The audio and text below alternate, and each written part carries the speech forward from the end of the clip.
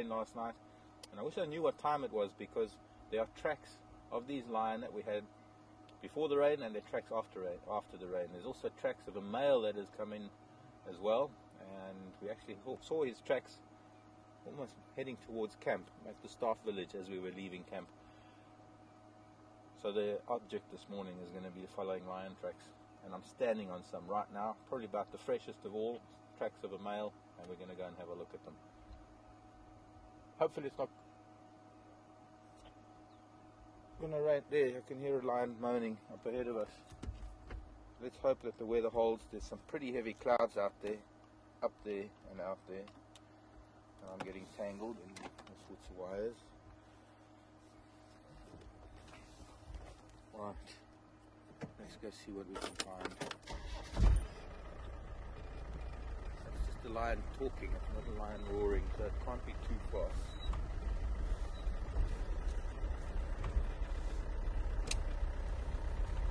Morning, Henry. Fine, and you? Where are you headed?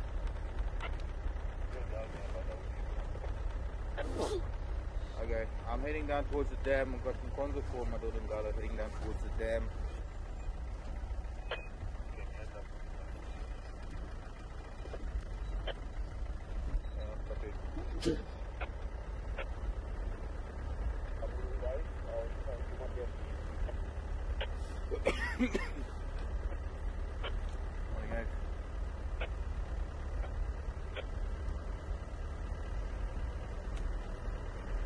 Beautiful sky, changing colours, greys and pinks. What is that? I see something beige.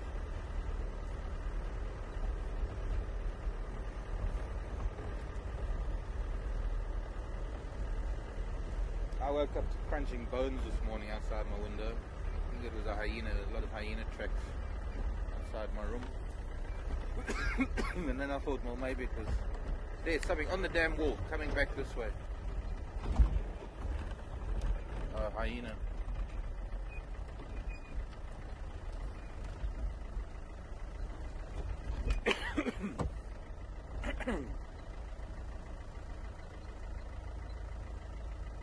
I'll wait here for it, because, well, narrow damn wall.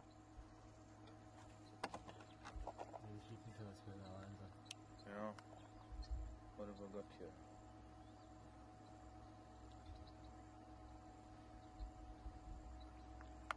Some places looks like it was a bit heavier rain than others. Not seeing the tracks of that lion coming across to the dam.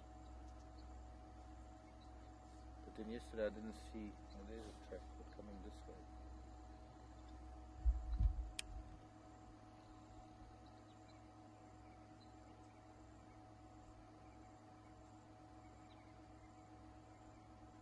That's fine, hyena. Take your sweet merry time.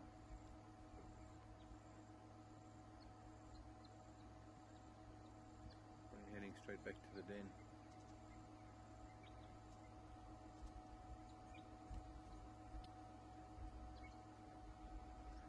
The interesting thing is that these cats stayed around all night. And I'm wondering if they didn't maybe make a kill. If they killed something small, they would have spent some time eating it and then moved on.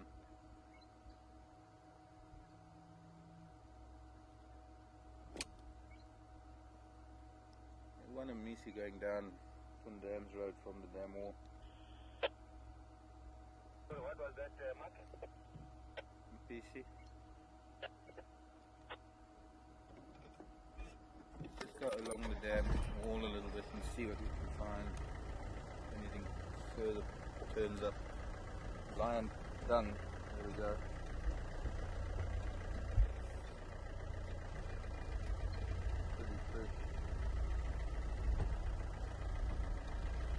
Pretty hard ground, so I've missed the tracks, but there are tracks.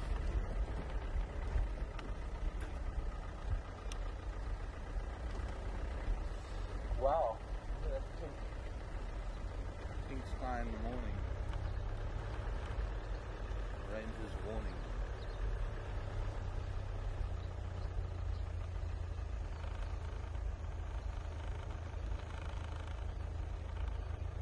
Oh, that is pretty. I have to stop and look at that, I guess.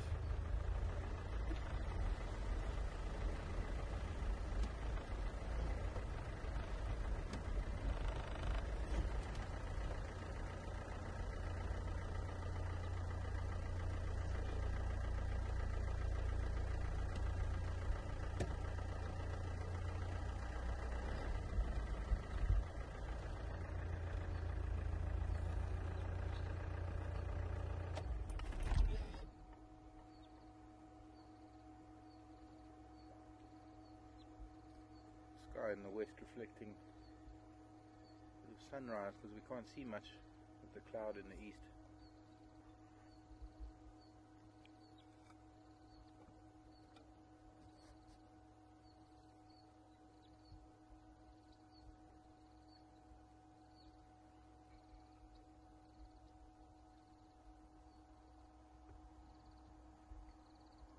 Damn, is like a mirror this morning.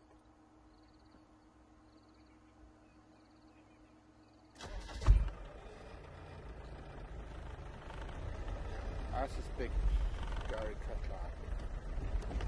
All those elephants were near the house last night.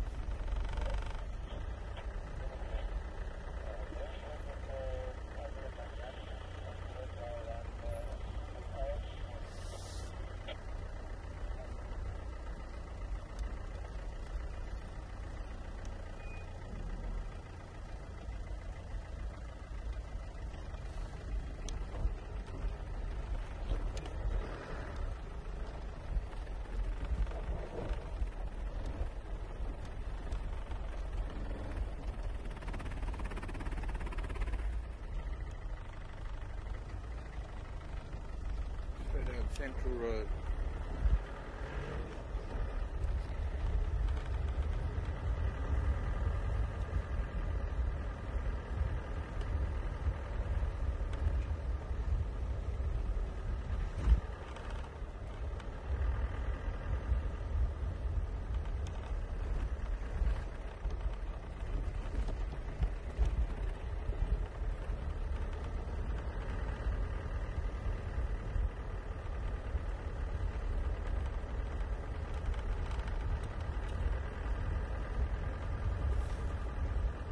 Still don't know where the females are gone to. We might get back to the females track unless they join up at some point.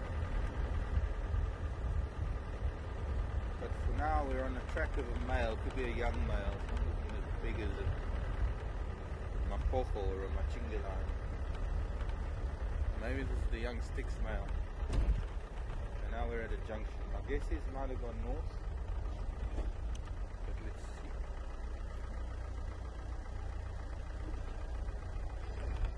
A little bit of rain that fell.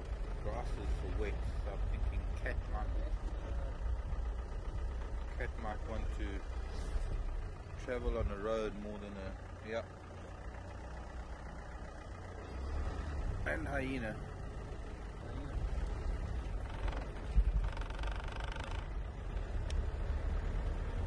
I'm saying cat might want to travel more on the road than off road. Cold, wet grasses.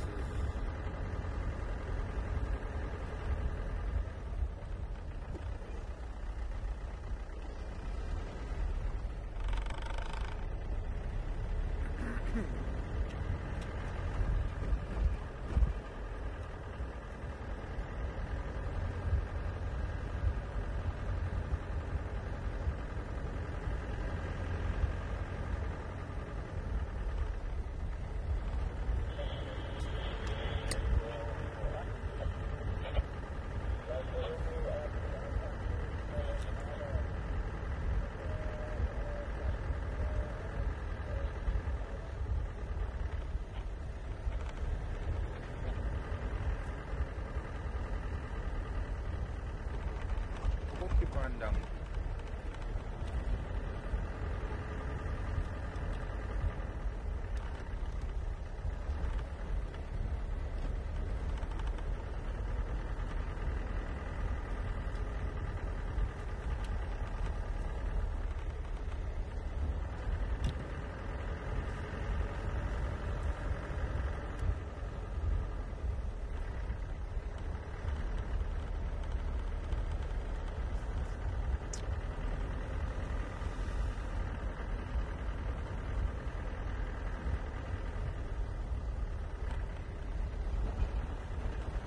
Hard to believe with all those wildebeests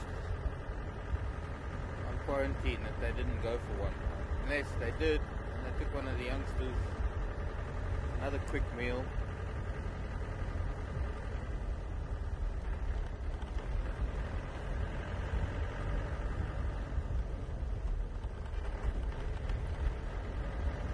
Still got tracks on the road heading north.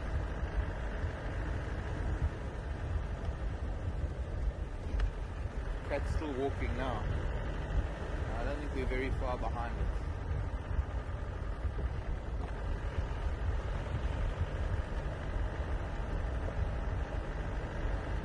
Evidently other lion calling, and I don't know where Kayamanzi is. I think it's Buffelshoek.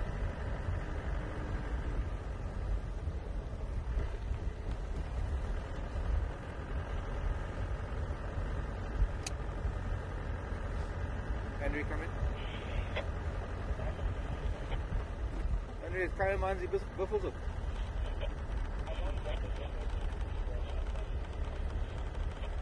Yeah, I'm just saying, is Kayamanzi on Buffelshoek? I've got him phoned for that Madodangala on Gary Cutline heading north, but I still haven't found him phoned for those Timofazis. I think they went back up to Boyatela actually.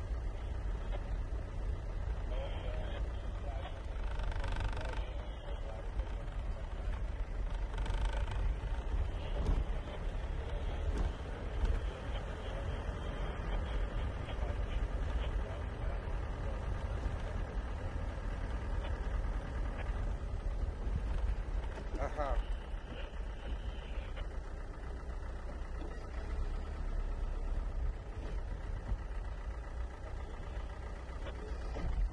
He turned around. Must have been briefly. Well, evidently a lion sighting a place called Kayamanzi on Buffelshoek. And this male could be going there. Buffalo. Might have missed it. It seems I'm not getting any interest from anyone else to follow the other tracks. Porcupine dung. There's a porcupine walking here.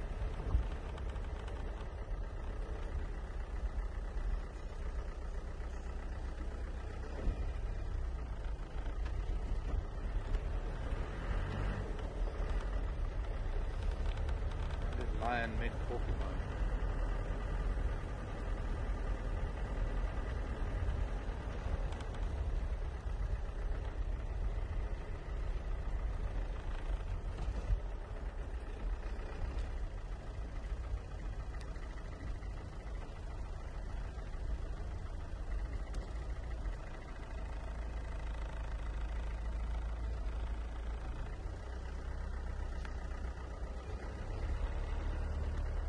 Hard road surface to find tracks.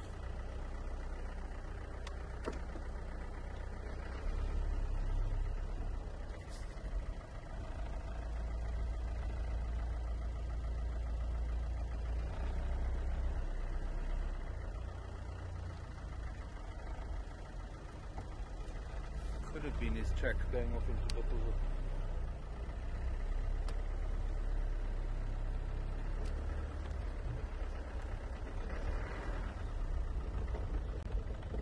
Where Kayamanzi is.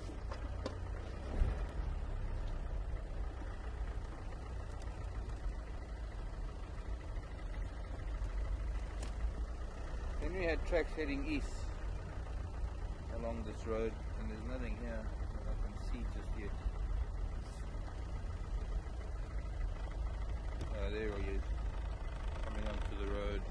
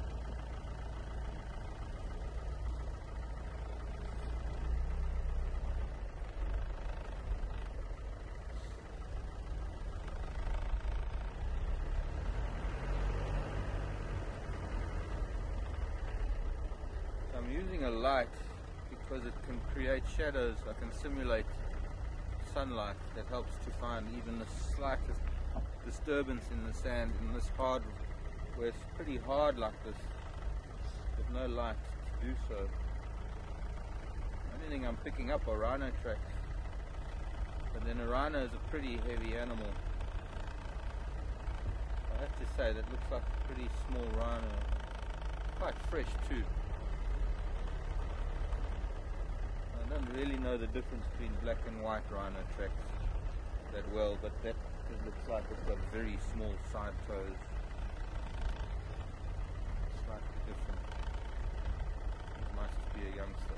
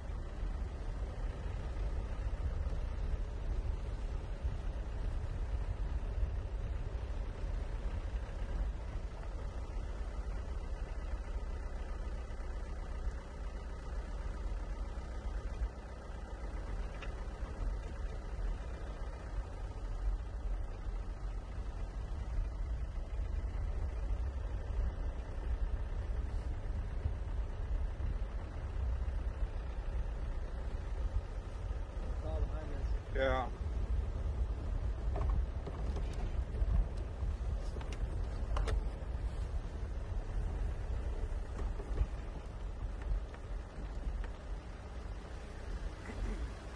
Okay. Morning. Morning all. Fine with you? Who? Oh, okay.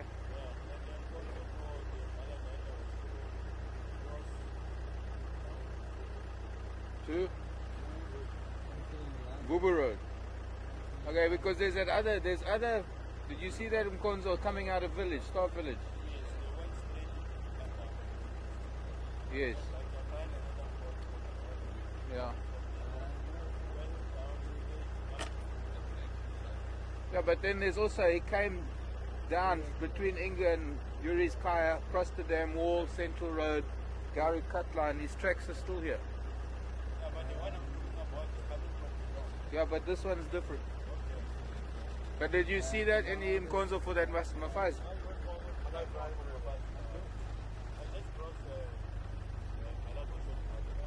Oh, okay.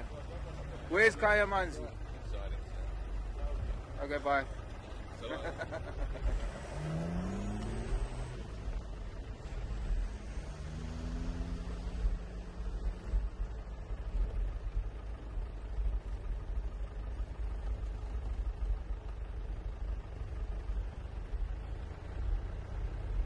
Okay, so he went down and I don't understand how that works. Well, that was obviously the same male then, not a different one.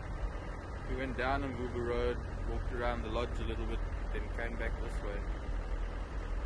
Probably heading to Kayamani. I don't know. Breathe in diesel now. Give it a break. The air settle.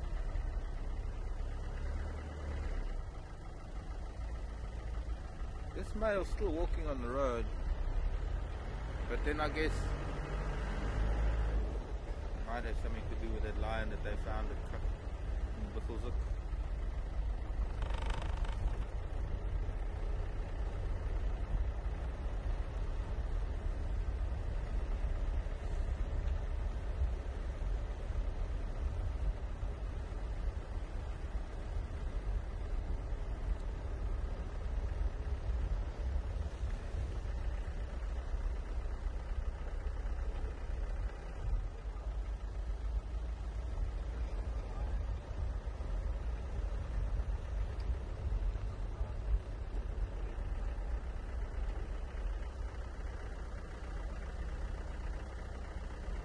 Hello, Deborah. Quite an interesting question from Deborah. Wanting to know whether lion are opportunistic or if different prides have a particular preference for certain species. Well, I was thinking of going to Buffelshoek Dam, but this lion walked straight past Buffelshoek Dam. He's still heading east. We're going to go all the way back to quarantine soon. Go and follow up on those females. There's a leopard evidently at Sandy Patch. By the time we get all the way back there, it'll be over. It can be in Skukuza for that matter. Deborah, it's a little bit of both. Cats are very opportunistic, but lion will choose to go for a particular species. Certain prides will choose to go for a particular species at certain times. I mean, there are lion that will choose to go for buffalo. In fact, I've known of lion that pretty much only go for buffalo. And the opportunism comes in when something else turns up while they're sleeping and they go into a hunt. But in Sulu in Tanzania, there was one of the prides there that used to hang around the lake and just wait for buffalo to come down.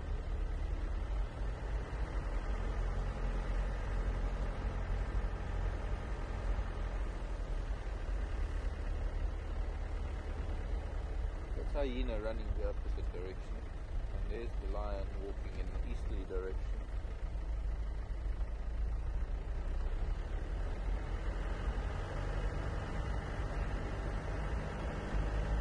I really thought it was going to be walking on the road somewhere ahead of us. That's how fresh it looks. There's not a drop of rain in it or even any dew.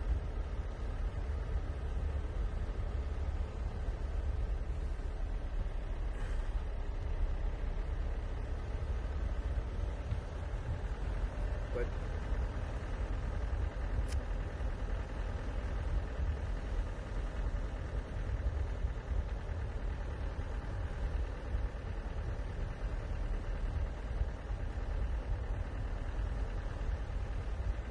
there are some lion prides that go for giraffe when they can. In between, they're opportunistic.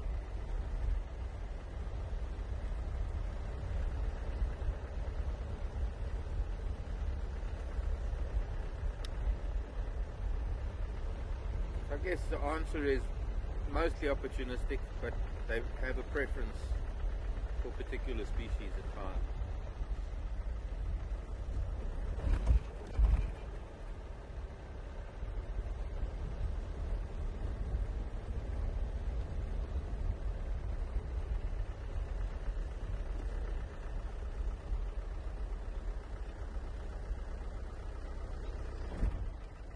Still on the road, still heading east.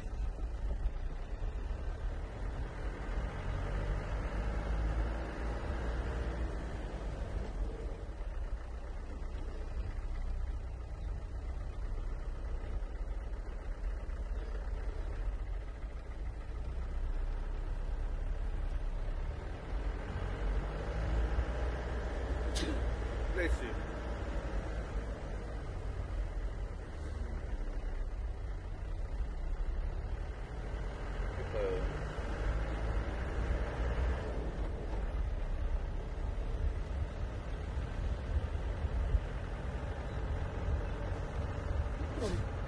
And bless you.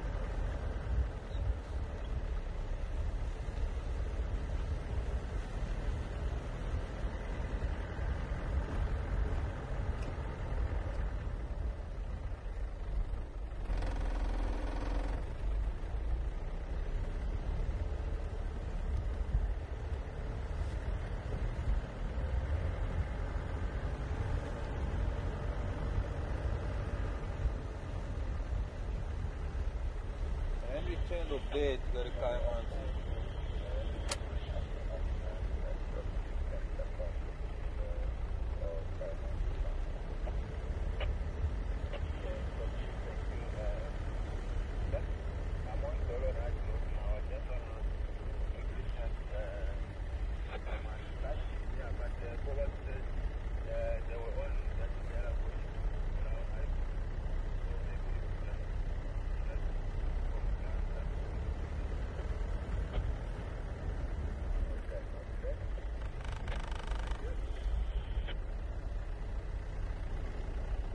excuse me, gosh. Thinking key too fast.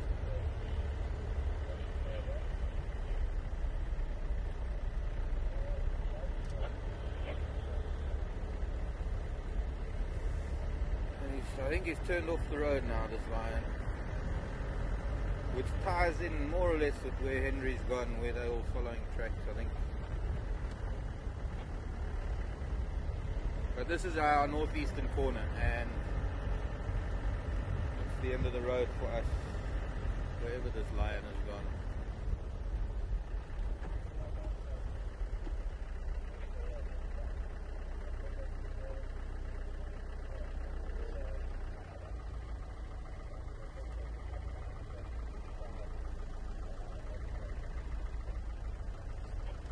Okay, that male.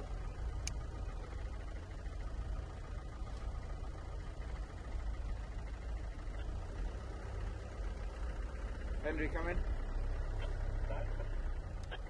Could that be that my daughter Zumkwanzo is walking east on Bobozo Cut Line? No, I think both are that one, yeah, but my Konzo on the northern side of the Bari Vendors Katlan, north. And also Konzo going up towards the Katlan side.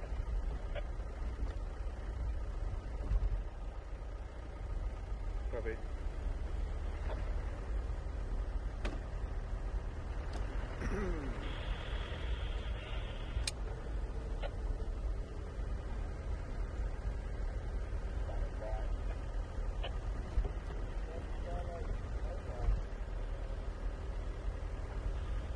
Only hyena tracks here at the moment.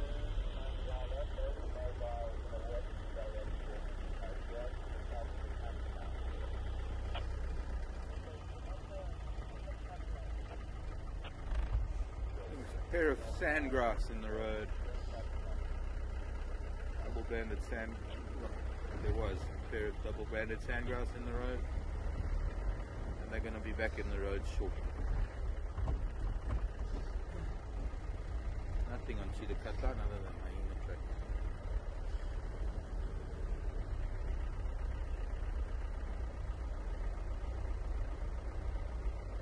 It can be a little bit frustrating when you hear a lion all night. You wake up and they've walked off the property. And let's go back and find tracks for those females.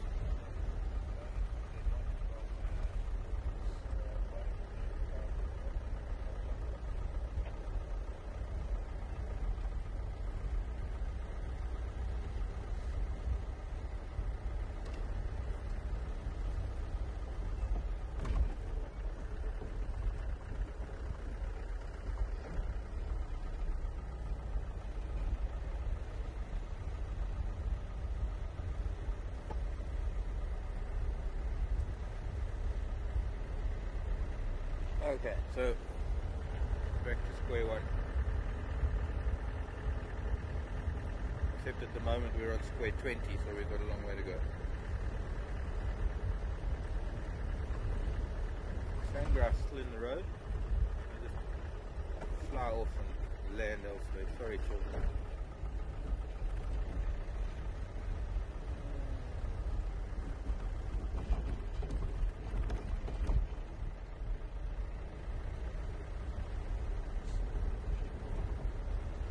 It was looking threatening earlier, and the sky is lifting. It's nice.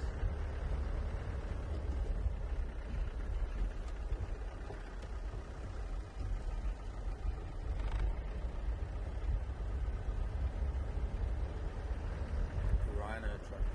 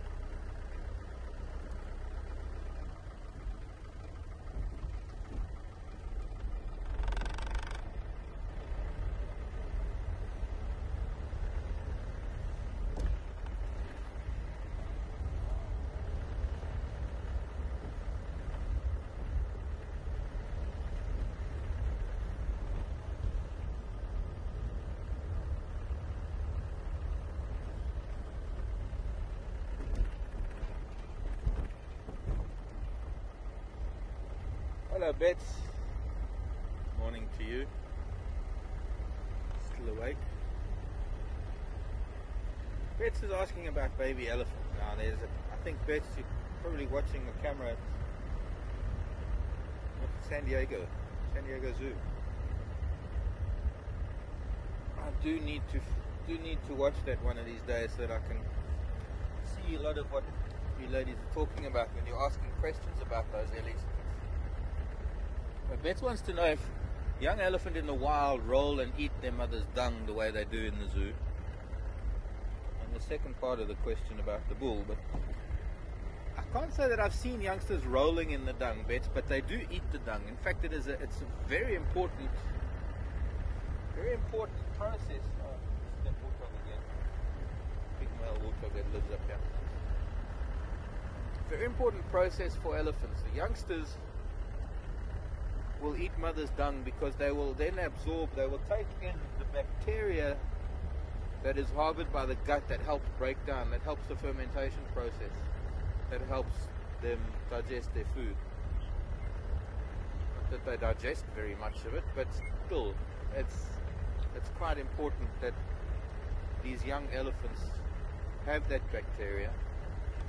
It's good bacteria. It's like we have bacteria in our guts. It's like we have to eat cultures when we on antibiotics and things, or we used to replace bacteria.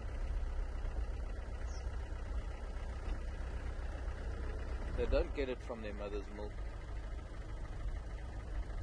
So it is important.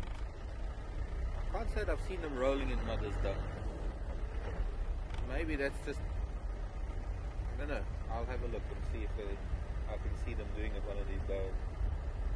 On the other question, I'm not too sure what you mean by what the bulls are doing to the calves. Maybe you can be a bit more specific. But I'm not too sure. I think it could be that is something that might happen in captivity because there's only one bull. I don't know how many bulls are there, and is he the father? Sounds like Bets is asking, why does the bull feel the youngsters the way it does, or smell them? I don't know. What does the bull exactly do? Wasn't too sure of that. But because they're in close contact with each other, they're in the same place. In the wild, the bull isn't always with the calves, so we don't really see the bulls interacting with them that much.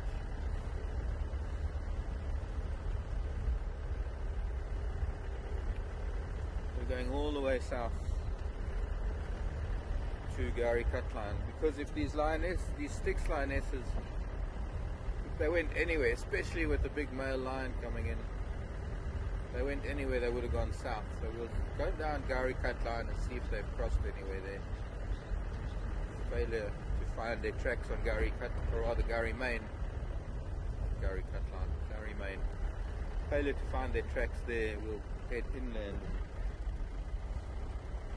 Try and pick up the. Whoa! My word, look at the size of you.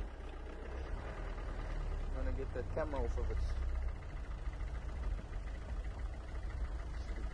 Pretty large puff adder. Beautiful snake.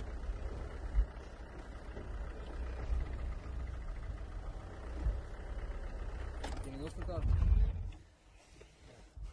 Well, actually, you don't have to. You could probably zoom in from there.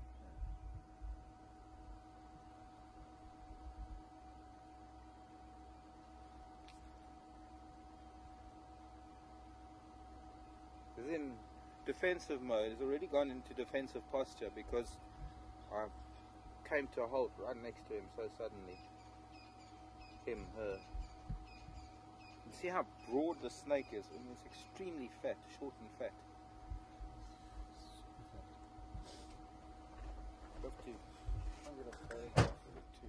Elephants crossing the road up ahead. I see a baby. Okay, we'll go and investigate in a second. They're crossing down, looks like more or less Leadwood Road. And no, I'm not getting out to go and move plants out of the way. Please? Okay, I will. Next year.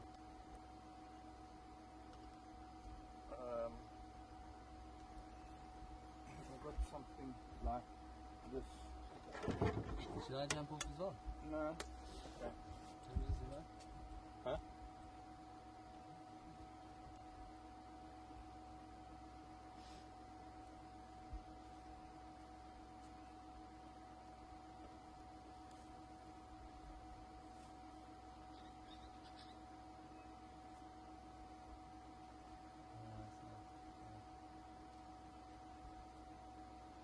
Looks like he's eaten something, a little bit extra fat. Huh? What? That was very. Well, you could get off and get a shot ground level.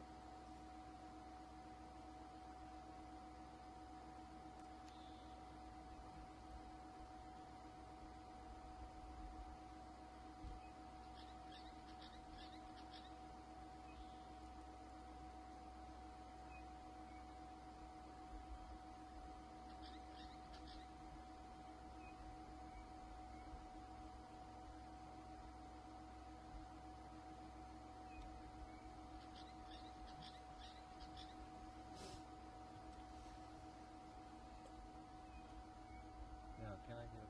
Yeah, I think let's do that. To get the camera right down next to it. Well, fairly close.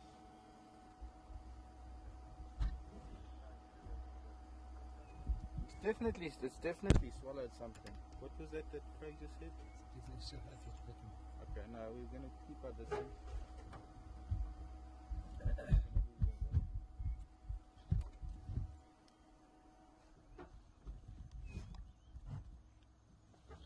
Quite warm and damp. Nice conditions for a snake. Especially the light of the stuff that is. Still more elephant stuff in the road down there. Coming onto Western down here, that's good.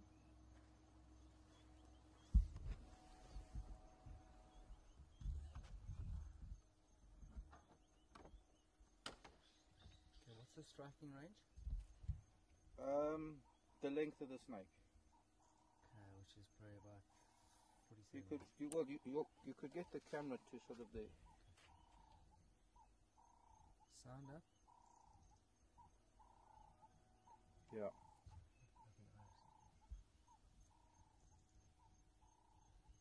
You could probably slide the camera closer. Maybe it'll strike the camera.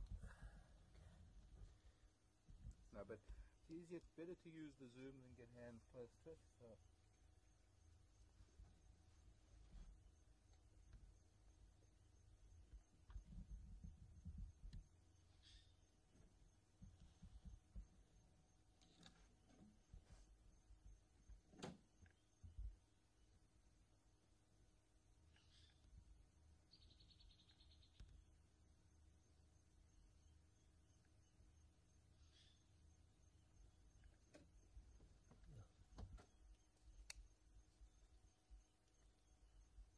It's pretty, yeah.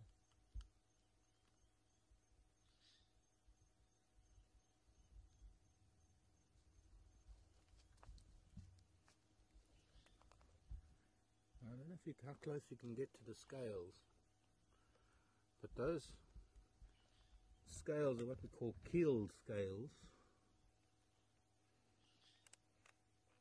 almost like a ship's keel. They have a central ridge on them.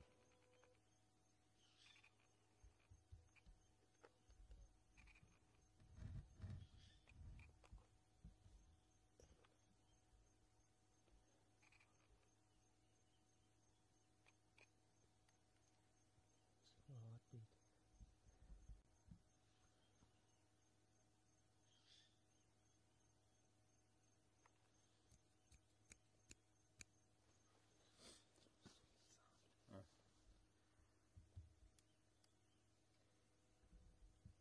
Move on to some of the scales.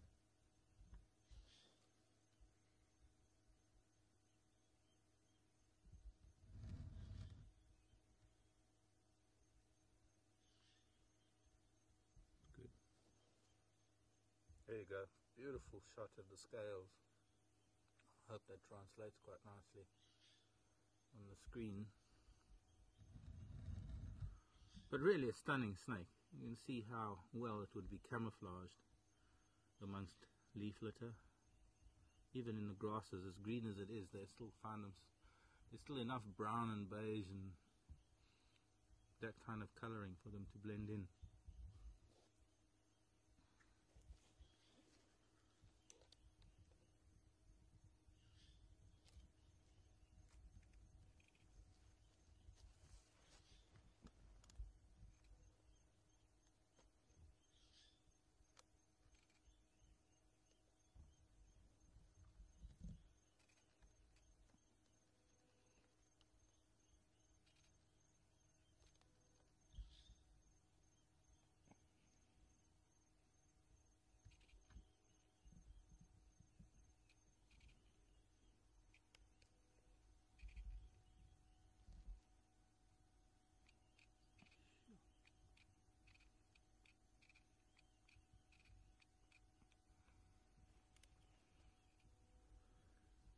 How close can you get on the eye?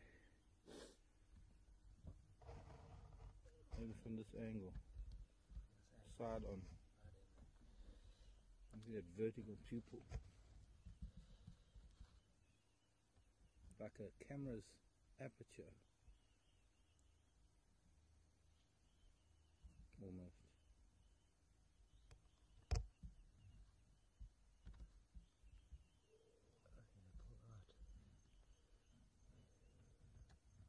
Longer the focal length, the shorter the focusing distance. I mean, the longer the focusing distance. I'm thinking this snake has eaten back an inch. Good. Okay. I mean, puff adders are typically very fat, but I'm thinking this puff adder has actually swallowed something because midsection is particularly broad. But it's time to move from puff adders to elephants, I think.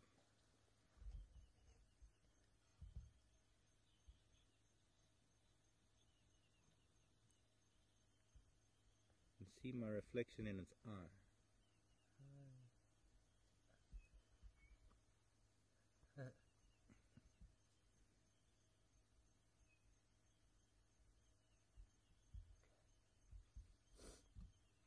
Okay. Leave the poor child to carry on with its snaky business. Let it go on its serpentine way.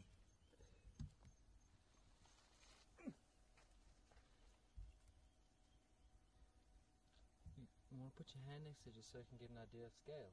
Okay. No. If you get bit.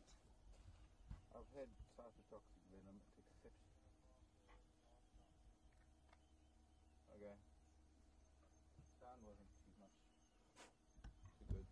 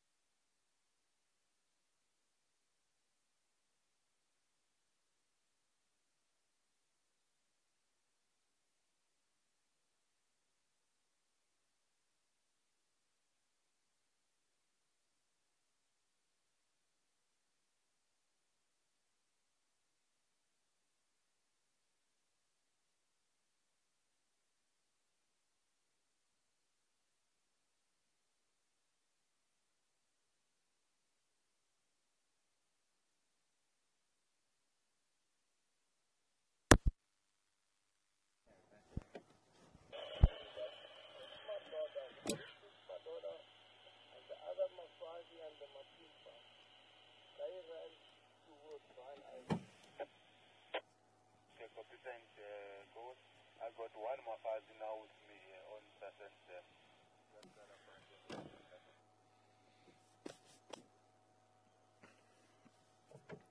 Very similar in a way, I suppose, to rattlesnake in its looks. And I'm sure that they must be related somehow. No input signal. I hope she doesn't get squished. I hope so too. That's why I thought I'd try and encourage it off the road, but I touched it with a stick and it didn't move.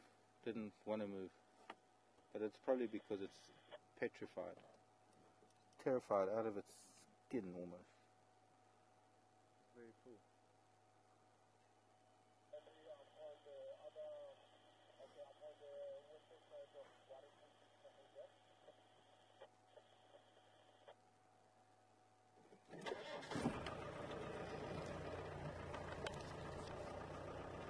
Bye-bye, snake.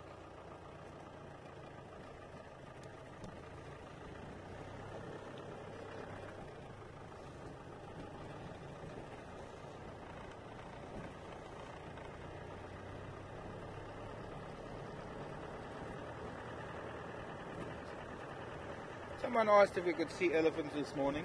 Let's go and find them.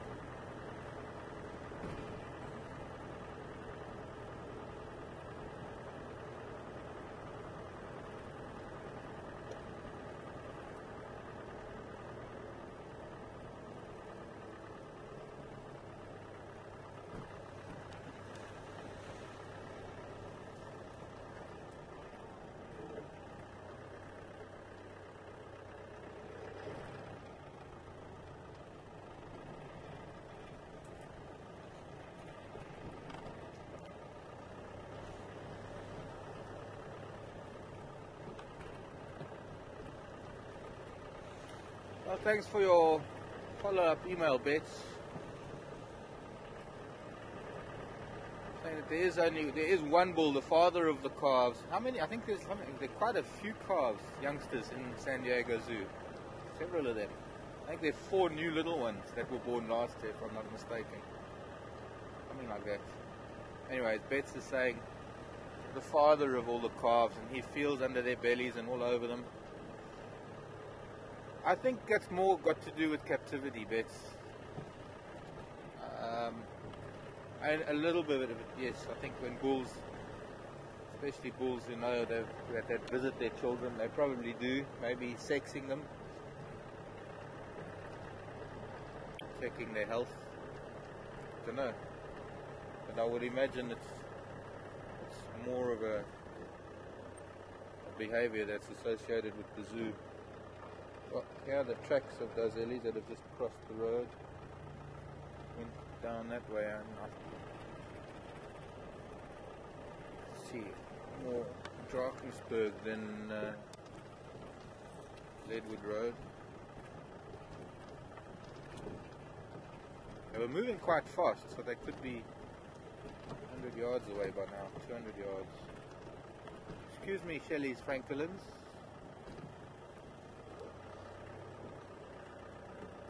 Very pretty francolins.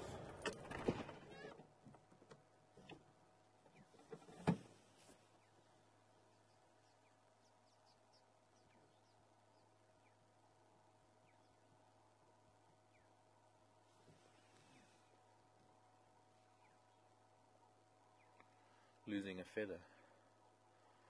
The one in front.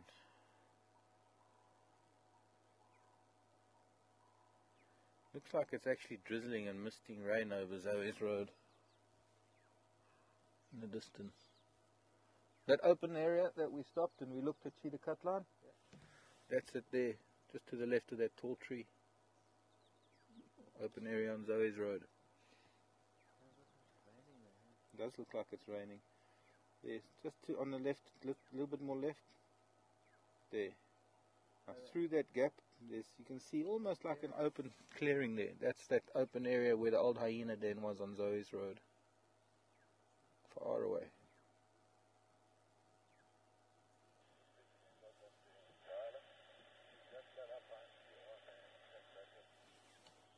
Okay. Elephants to find.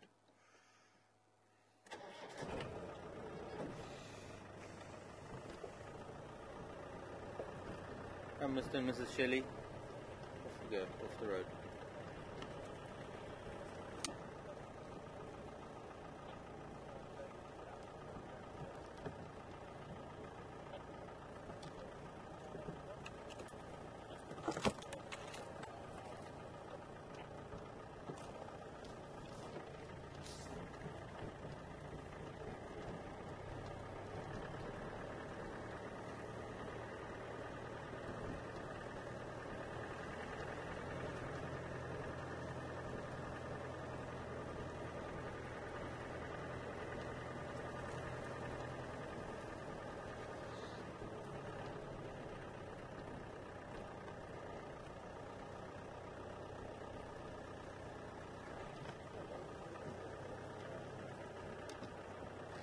What?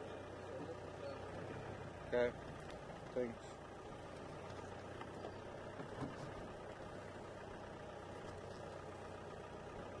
Yeah, I see them.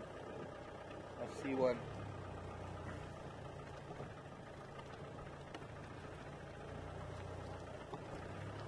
Probably just the open patch of road that they were moving fast across. They look like they slowed down a bit.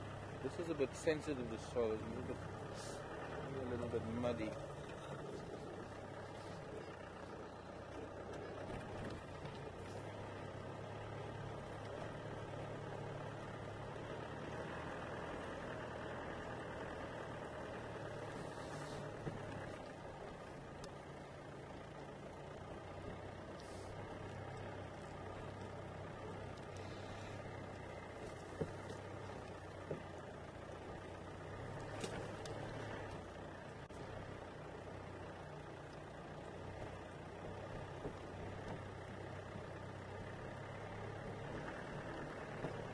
Heading back to Cheetah Cutline.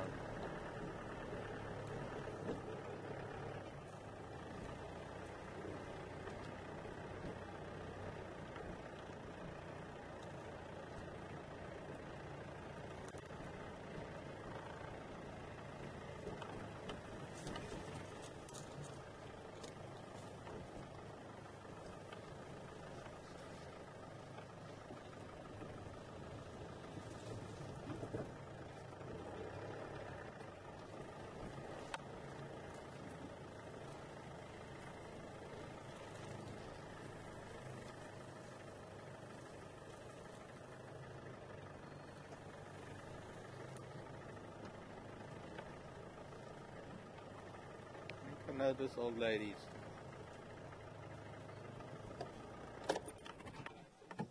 Morning.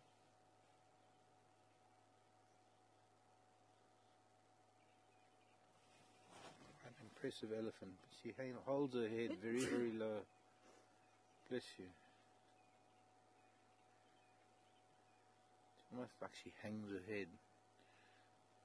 Very high shoulders.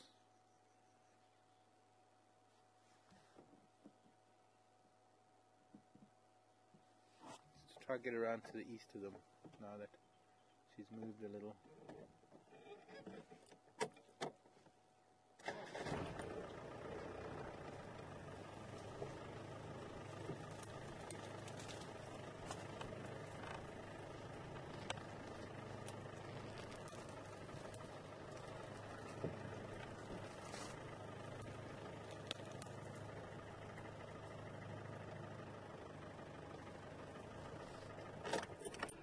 Hello, Deborah.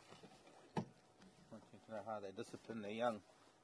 Well, they'll jab them with a tusk. They push them. They'll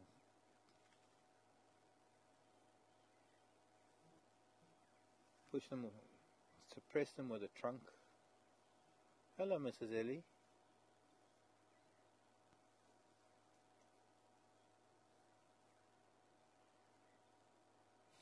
Hello.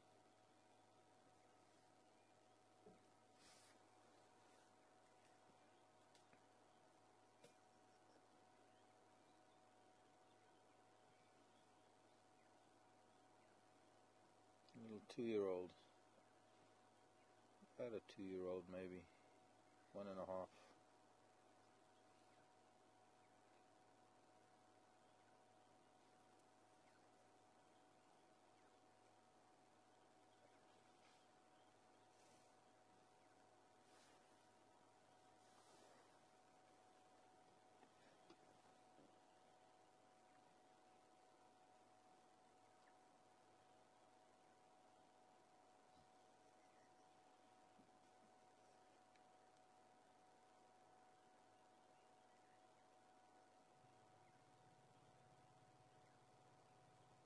Yeah, because the picture looking alright, not too misty.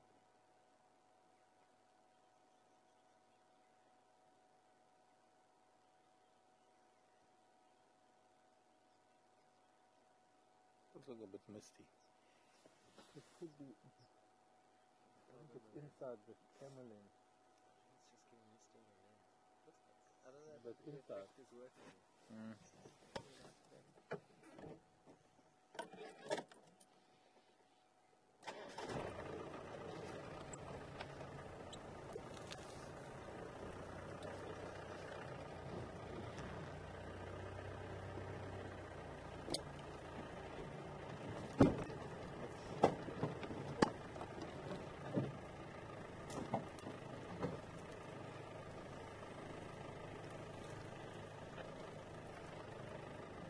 Northumbrian Glove, just south of Mumbai Junction, Cheetah Cut line.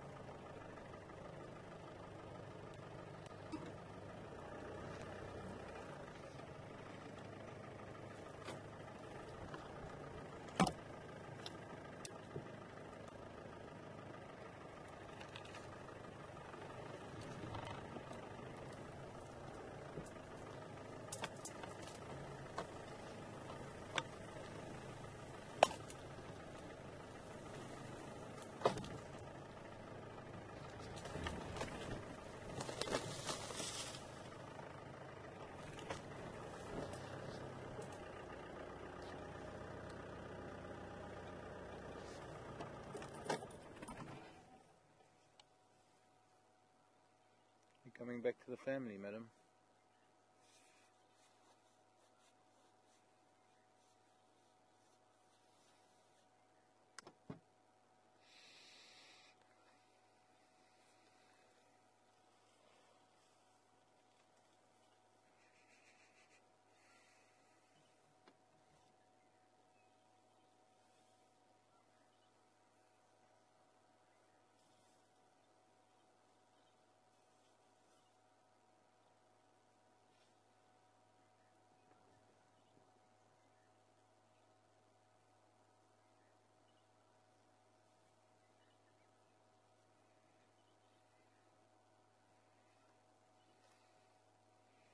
Youngsters are playing.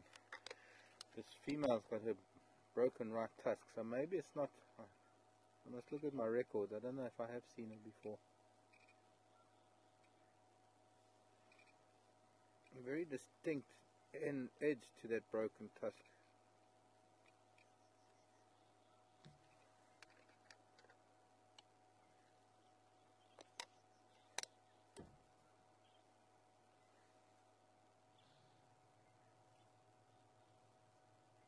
Some rumbling.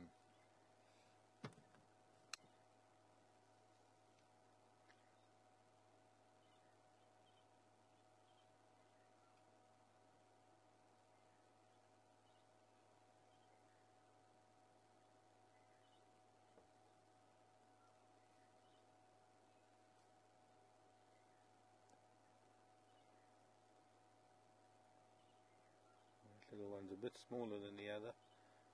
Her mom's touching it with her tail as it lies down. She moves forward, but she doesn't stand on it. I think this little one, I think they're digging for roots there with the older one to the left. And this little one doesn't have the trunk use as the others do, so it goes down and uses its mouth rather.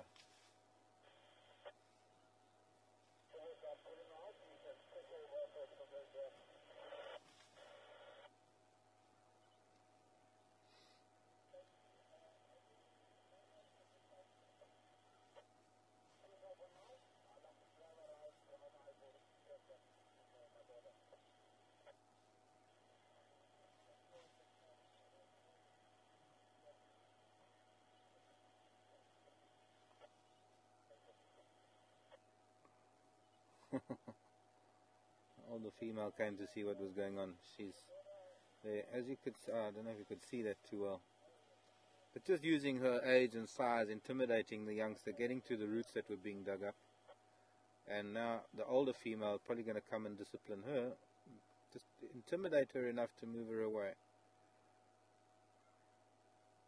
Just getting sand to throw on them. As soon as there's interest in a particular thing, everybody comes to have a look what is so interesting. And by digging up at the root, they've exposed some sand that looks like they're getting at. Now she's using her front legs to loosen the soil a little bit. The very little one is just rolling in it. You can't quite get that trunk action right.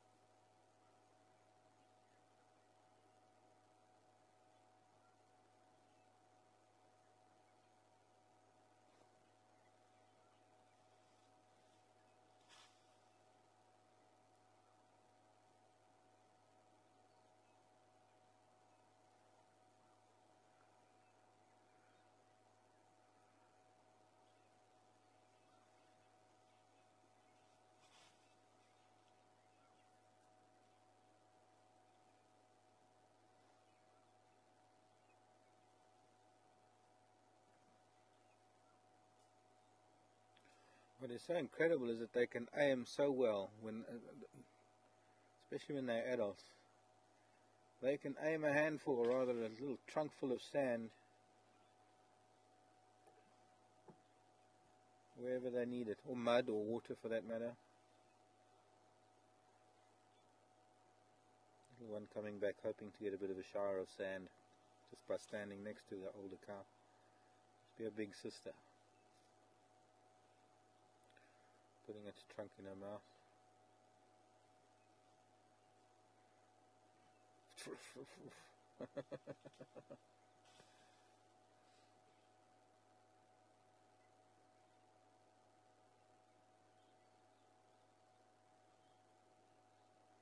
Copying the big sister.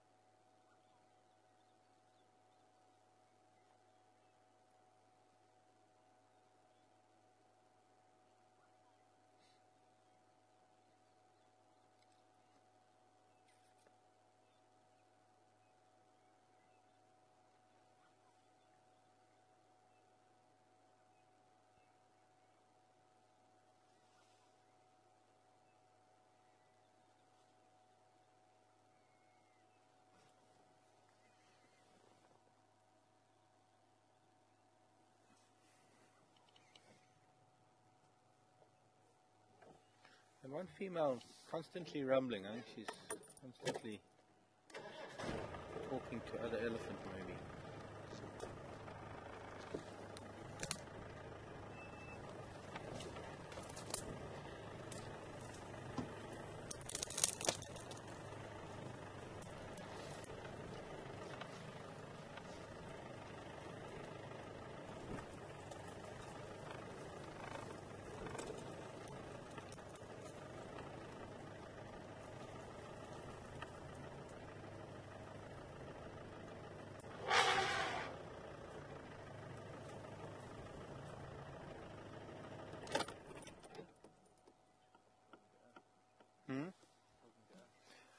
No, I don't think so. I think, yeah, in a way she's talking to us, but she's definitely being dominated by that big female with the broken right tusk.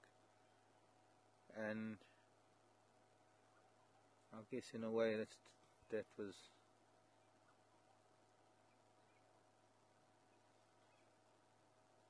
passing on that kind of emotion, taking it out on us in a way. But that was objecting to being intimidated in a way. But I did have to stop just for that moment.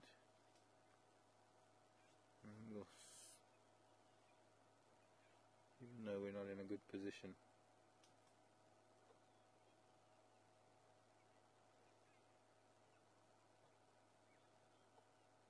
More elephants coming in from another family group coming from the left. That's who she's probably been talking to. And some rumbling. Yeah, it's almost like purring. But they suddenly, I wonder, they're just moving on as these other elephants are coming. I'd like to see them all meet up. Because I don't know if they've been traveling together or whether they're just coming together now. Hello, young lady.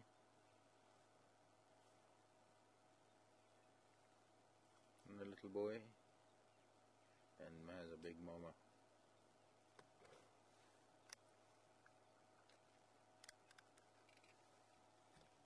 Beautiful tusks.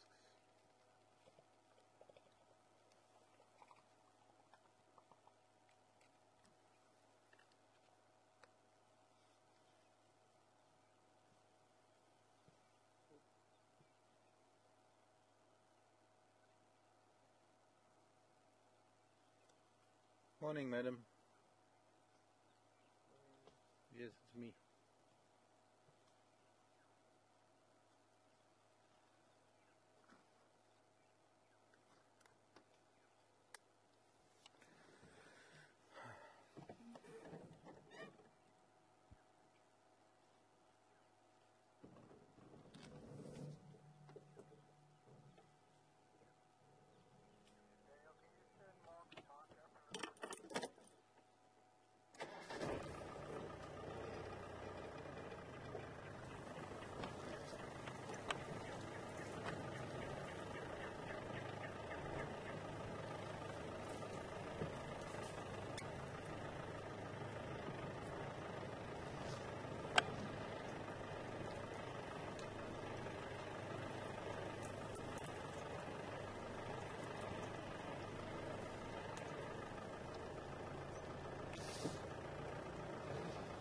Morning, Jody.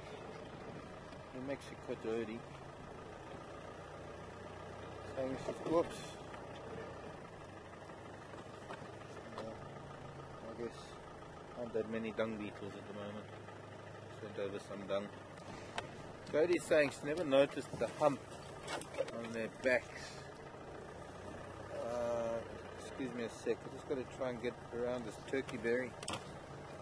Very sharp spines. Means I have to drive over dung. The hump just above the tail. Well, that helps. That's the spine. That's the curvature of the spine, because that is the way elephants. Well, that's the characteristic of the African elephant. If you have a look at the profile of an Asian elephant, instead of a concave back, they have more of a convex back. But for these elephants, it's to help. It's to accommodate the pelvis and the pelvic muscles, help carry its weight, help carry the weight of the legs.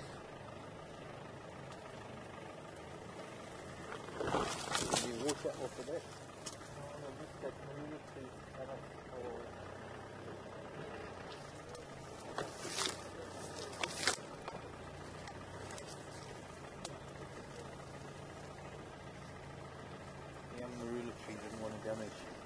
Hello, Drongo.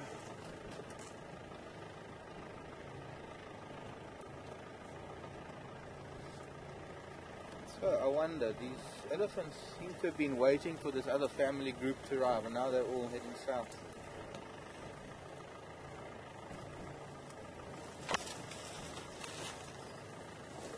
Hello, Drongo. Can I sit on my finger? Come. If you sit on my finger, you can just drive with us, and you don't have to fly from tree to tree. Come. Don't be like that.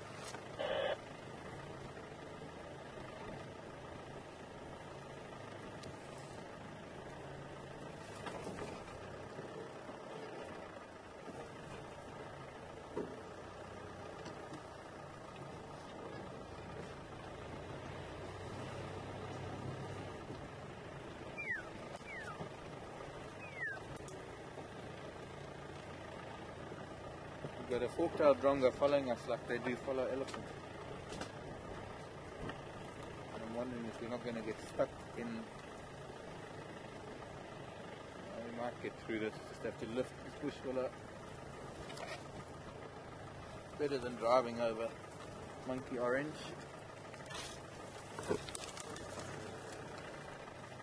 I'm back on Cheetah Cutline now.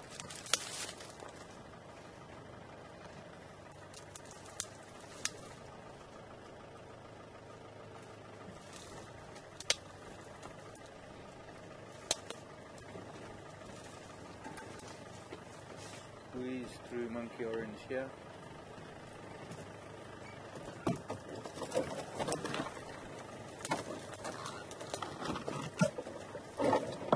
Crossed over, gone back again. So I think what happened this morning with this lot, and we're losing them because they're going back onto Torchwood. The family that we saw coming across, I think they came across to meet up with this group that's just arrived.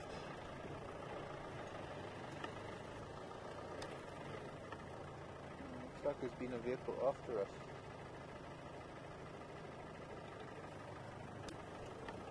Can't do much more than watch them from Cheetah Cutline now.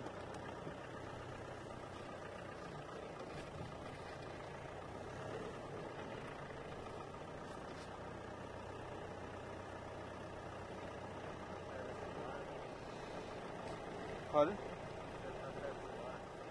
Oh, we can go back and have a look.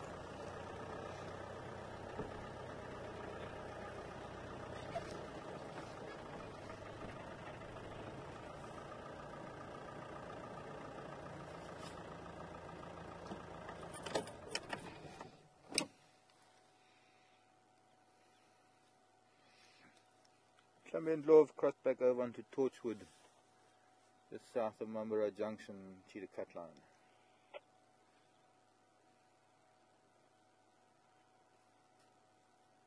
Having a butt rub. When you got an itch,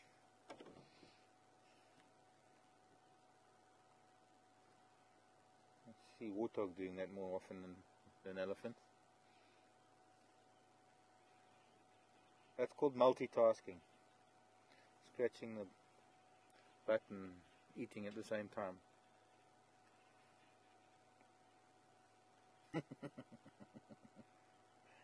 Proof that elephants can multitask. And I have to tell you something, it's a little boy.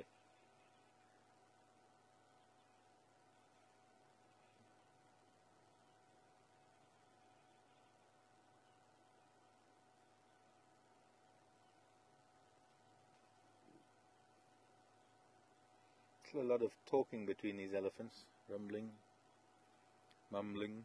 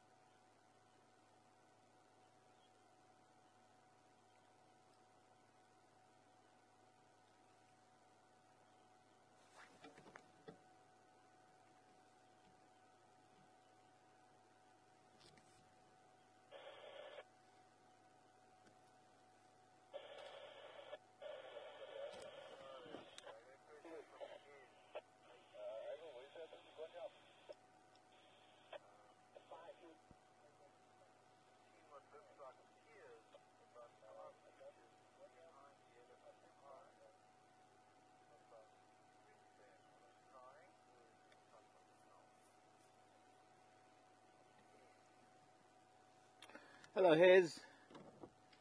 Hez is asking a question about the temporal gland.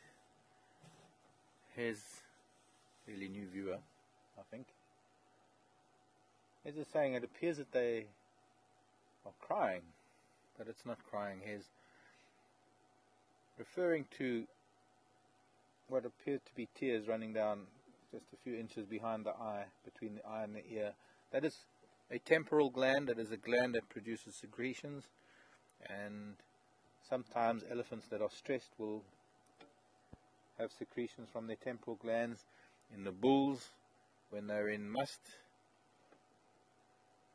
when they're going through heightened levels of testosterone, their temporal glands leak profusely,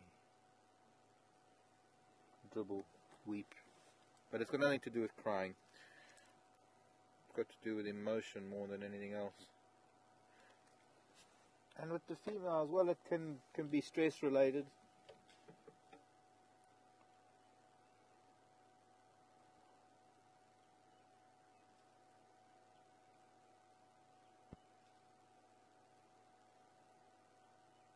The youngster's suckling now.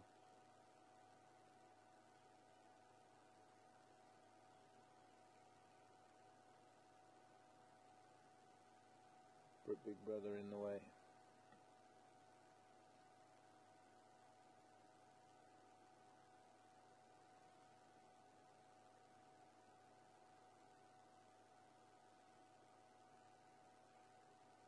Let me go a little forward and turn around.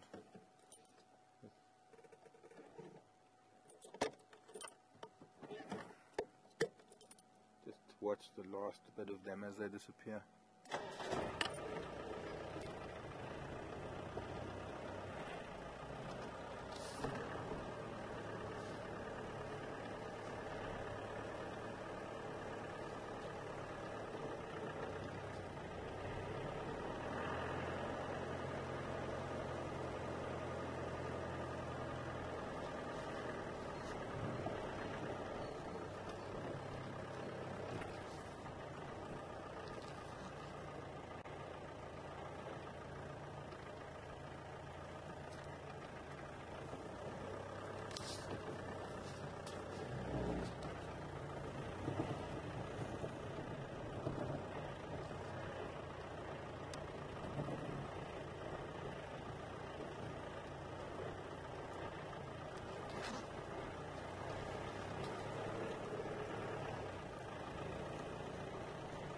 Let's just quickly go back up to where that puff adder was.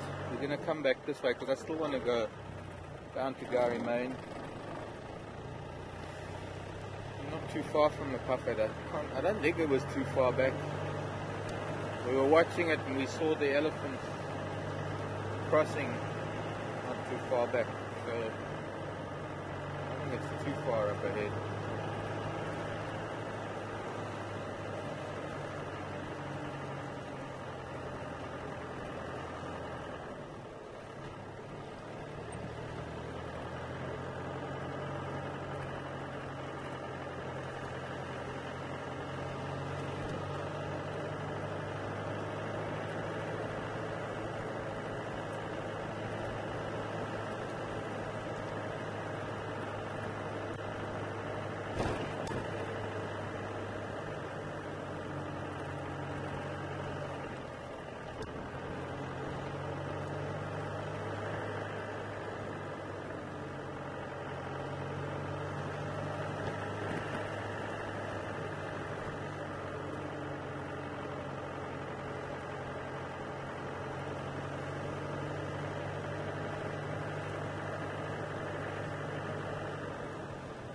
Gone.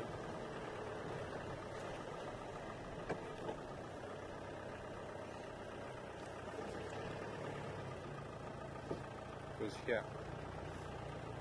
This is gone. Moved off.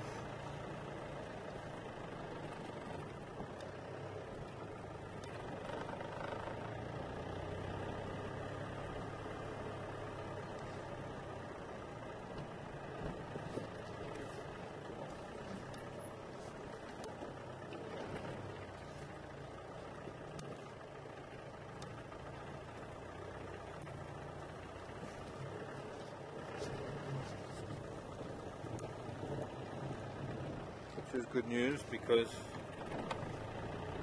out of danger now, being driven over.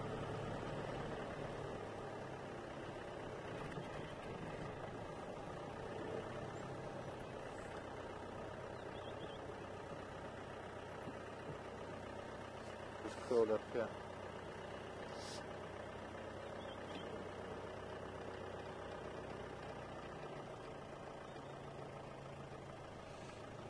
We are right in there, in that deep, under that potato bush, probably.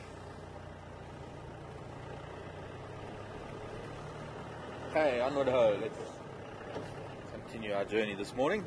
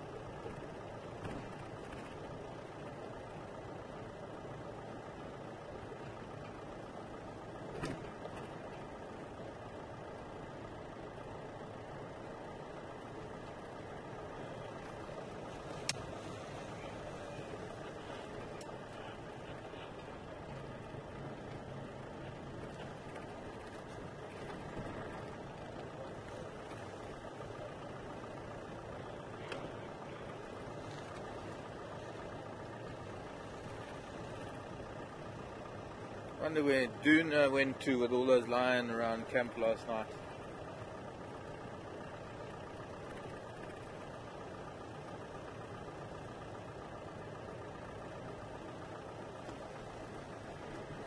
Well, Ellies have all moved deeper into Torchwood, so we're going to move on.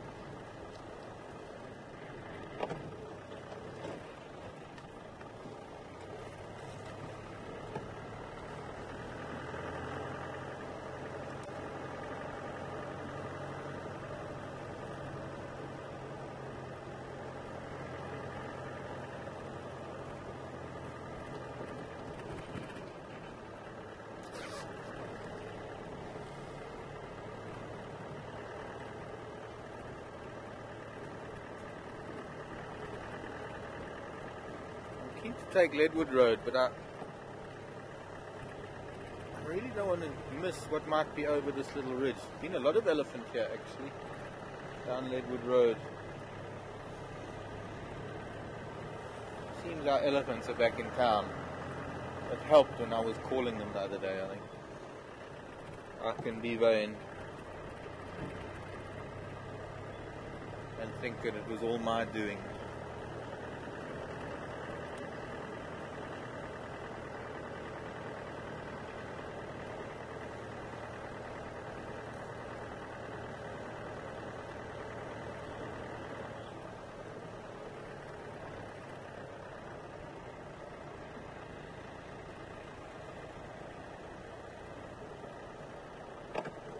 Franklin's. Hello, Deborah. Have I ever worked with or done research on aardwolf or brown hyena? Not research. Oh, there's giraffe. We might as well carry on instead of doing Leadwood Road. We can come back to Leadwood Road. Sorry, Frankies. It's a giraffe and some buffalo, female buffalo. Small breeding herd. Oh. Hello, Mrs. and Mrs. Buffalo. Female with a bit of a curved, skewed horn. What on earth are you lot doing away, all on your little lonesome like that? Oh, there's a baby giraffe too further down. Only brown hyena I've ever seen is a dead one, unfortunately. It was caught in a snare. And in the same area, I was managing a game reserve. I used to see a lot of aardwolf around a certain area where there are a lot of dome mound termites, because the aardwolf eats termites. But no, it was only a year that I lived there.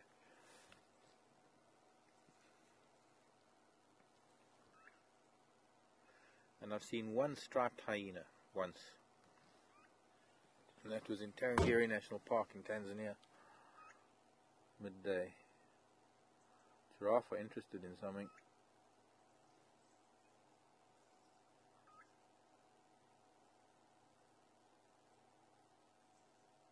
It could be impala that they're watching. I see now the oxpeckers are shouting and it's getting the buffalo riled up. A young bull. One young bull, I think. Maybe two. That cow's got some strange horn. The right horn. Almost, look at that, it's curling backwards and downwards. If it grows any further, it'll grow into her neck. Yeah, look at that. One on the far right. Up a bit. Yeah, that one. Look at that horn. That would be a sign of inbreeding. In some cases, you could say that it's a result of inbreeding. Poor genes. Nice basement. Yeah. I don't know why the oxpeckers are making so much noise, but they're getting these buffalo up and active. If it wasn't for the not buffalo weavers, if it wasn't for those oxpeckers, the buffalo would probably still be lying down.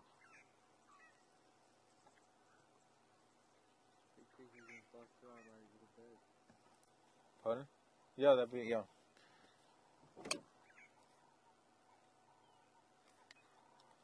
Small Shambianyari on Cheetah Cut Line, south of Leadwood Road, also at Dlamini and Mampimpan.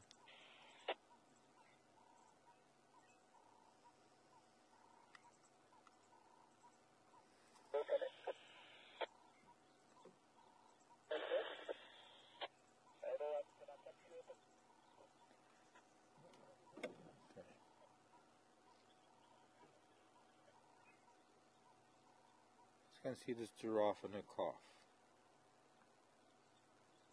Now the oxpeckers have stopped shouting, they're lying down again, they're getting relaxed. Let's leave them, they don't want to wake up just yet. Get up.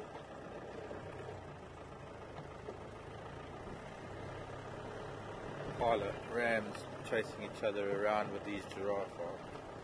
Fresh elephant dung. This is a big bull that's been here, but there's been a big herd too, big family group. Been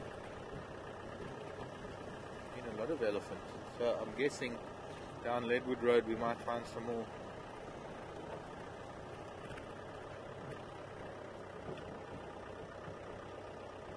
There's a very big bull that was here.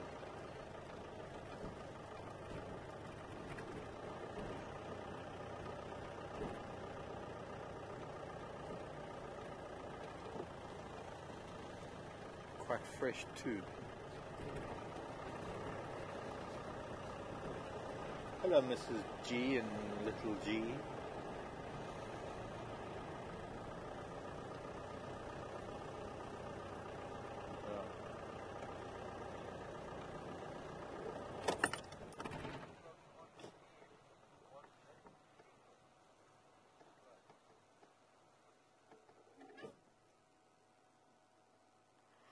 Ashley is saying she's just logged on to the Ellies and asking, was that a funeral?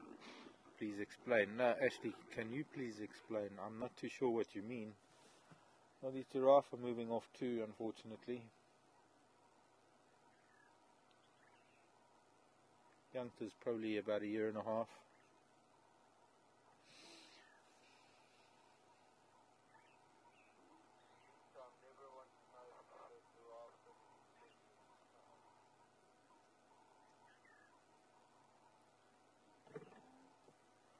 And Deborah wants to know if giraffe have a good sense of smell.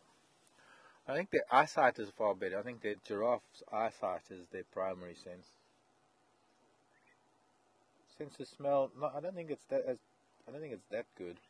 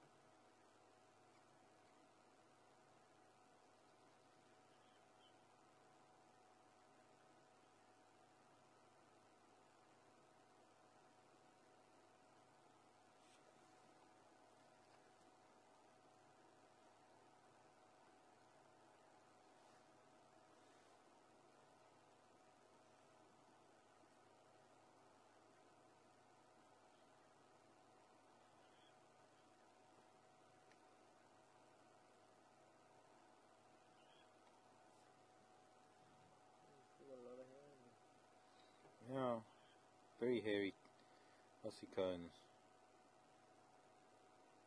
So males and females will be born with hairy horns like that.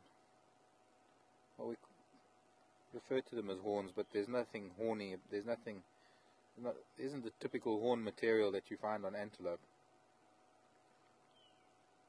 And the bulls get bald on the top of those ossicones from sparring, from fighting.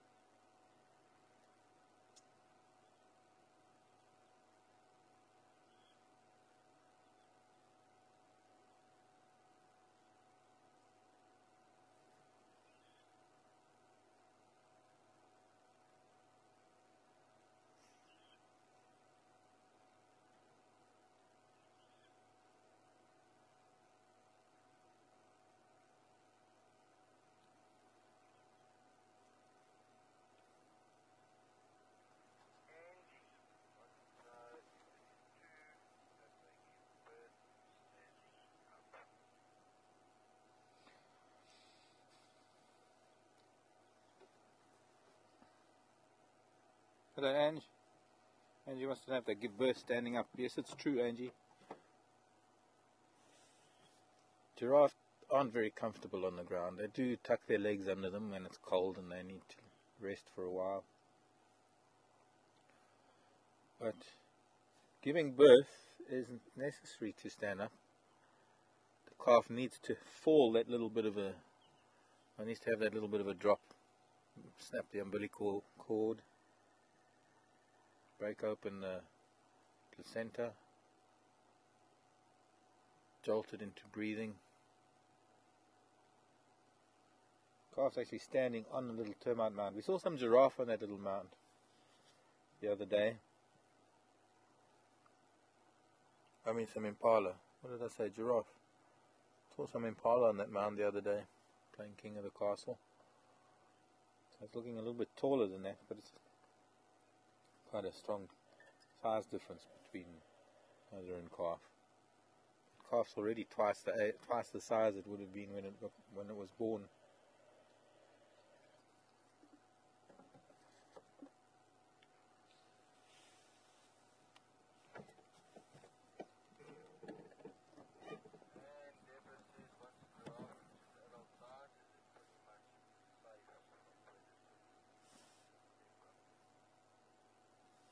Deborah's asking if a giraffe, once it reaches adult size, is it pretty much safe from predators? It's pretty safe from most predators, Deborah, but not lion. Even I've seen lion take down huge male giraffe. They'll trip them up.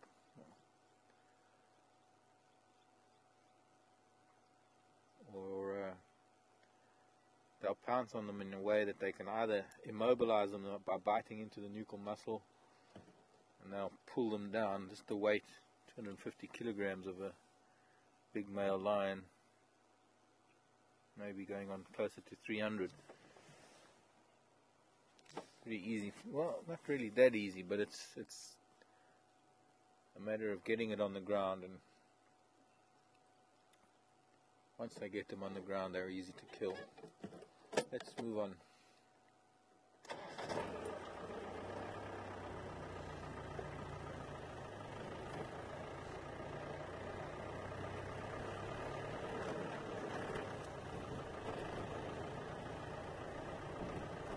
Still would like to make our way back to look for lion tracks.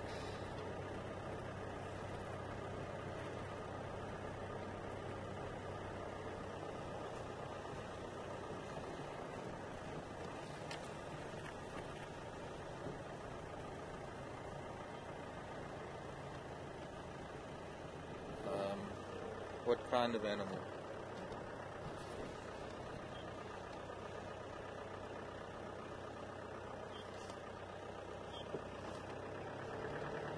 Oh, tracks, not the animal.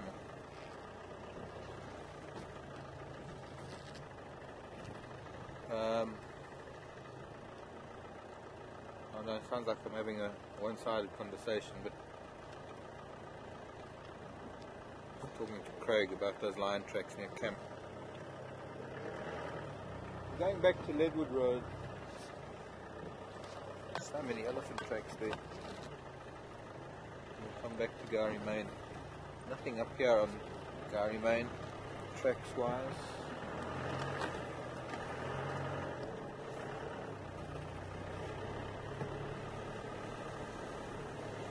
Just this big elephant, that big bull elephant that headed north.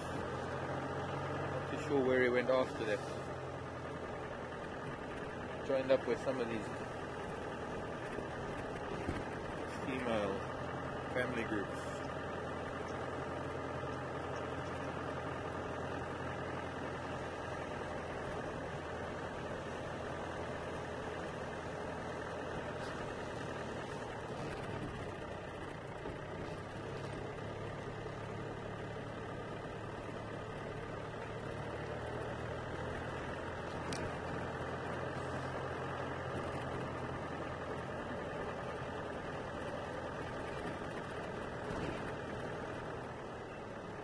Catch it, Drongo. Chasing a butterfly and he missed. Doing some pretty serious acrobatics to get it. Missed. Bye bye, buffalo. See you later. Find you this afternoon.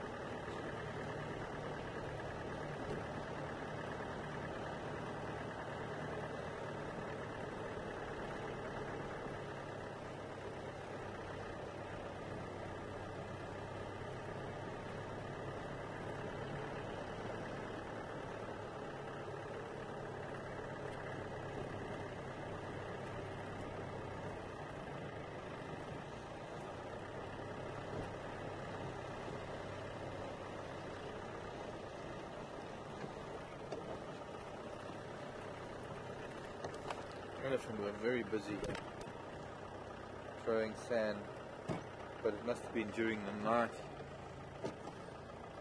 Been a bit of rain on it. Impala tracks on top of it. Dove and Franklin tracks on top of it.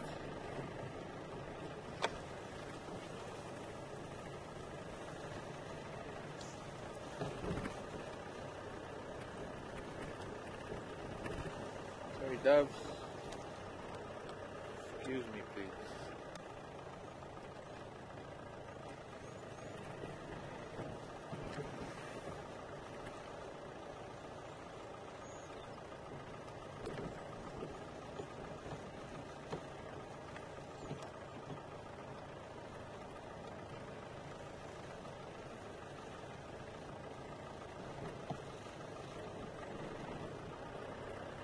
Roller. These two doves finally decided to get out of the road and land in a tree, and the local lilac-breasted roller came along and chased them.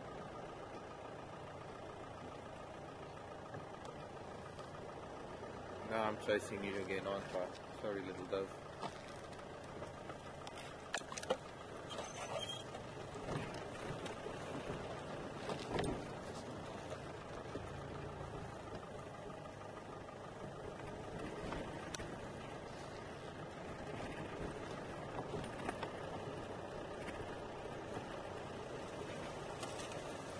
Insect in my ear.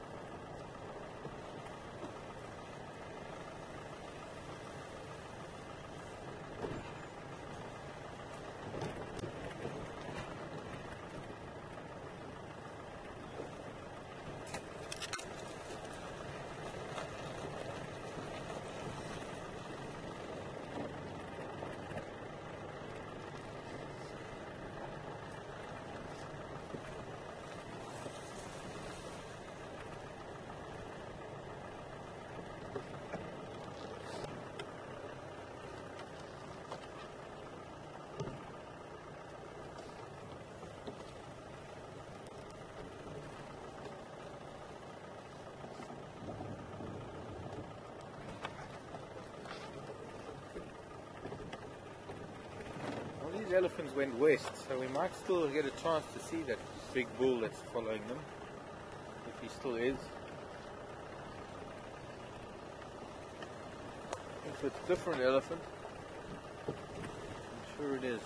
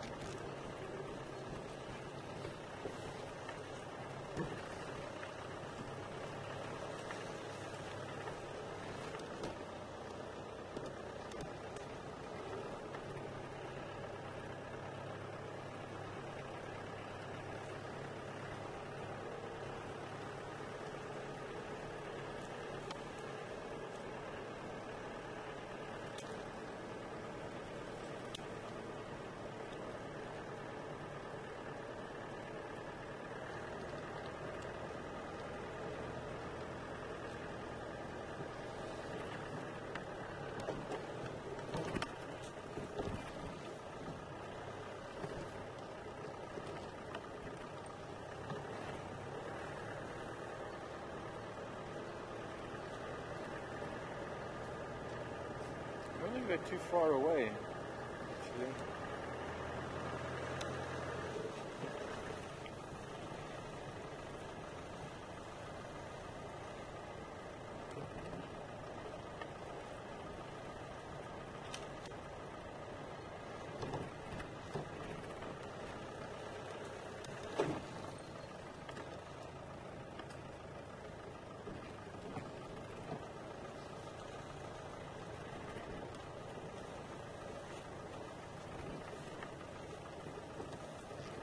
Here they are.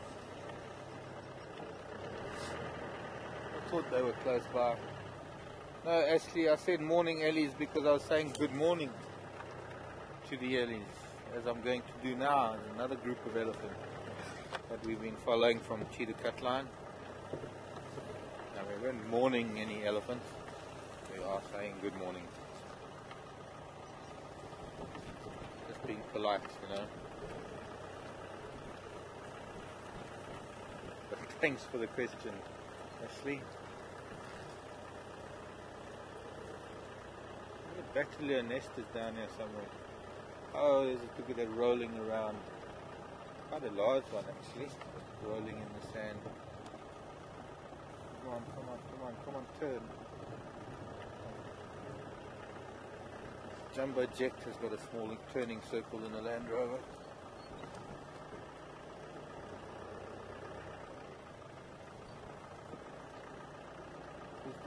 Stop.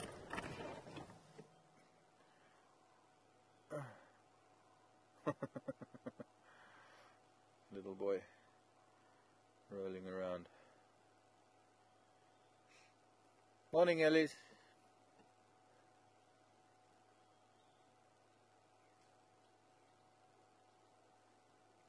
Found himself a soft patch of sand that he wanted to roll in, taking a shortcut quicker than trying to throw sand on. He's not doing very well.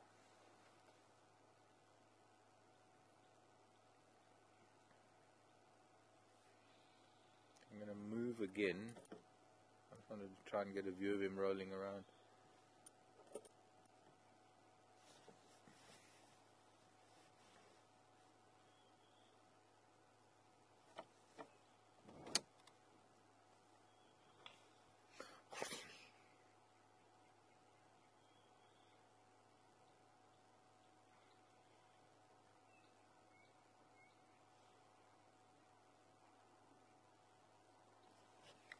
Move a little bit, see if we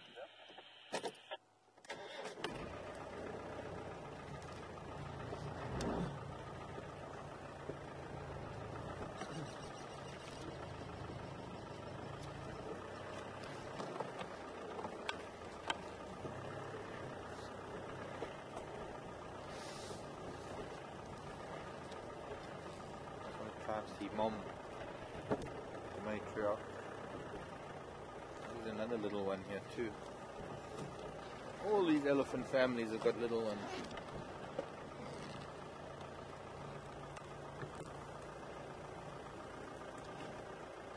Somehow I don't think the big bull is here with this little family. Watch how she's going to get irritable with this little calf, you know, moving trees out of the way. She's trying to get to sand there. She's probably going to... They've all got a little bit of sand that they're trying to get to.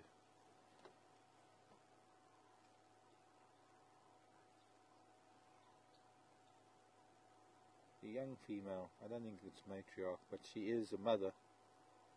There's a very small calf there. These other two little ones, you can see the little one in the middle, just getting squashed between these two older calves.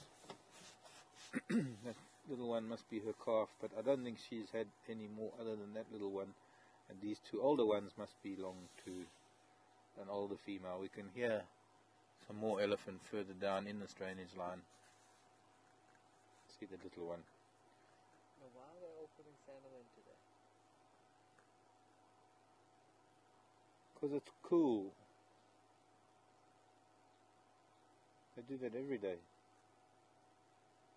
It's damp, and it helps with the flies, and it helps with insects and parasites.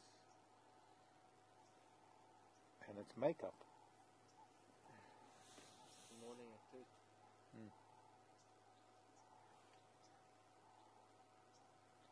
Sadly, I can't go much more forward to see the female doing what she's doing. She just looks like quite a deep drainage line. Little one can't use its trunk yet properly, so he just rolls in the sand. It is a little one.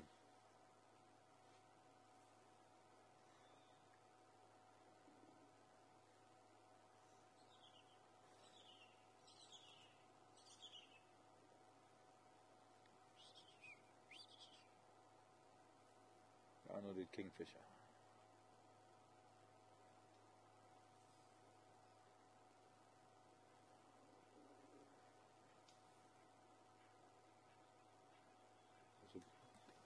Besides that tree being shaken down there, someone's going to push it over.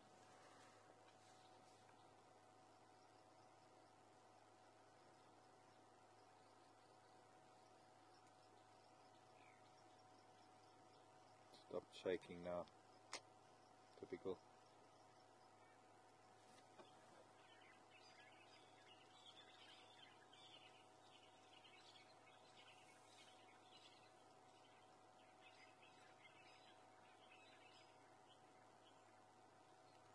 This cow is engrossed. They're digging and scratching, and she's going to stand on that calf. Well, that's not likely to happen. She's throwing sand on it though.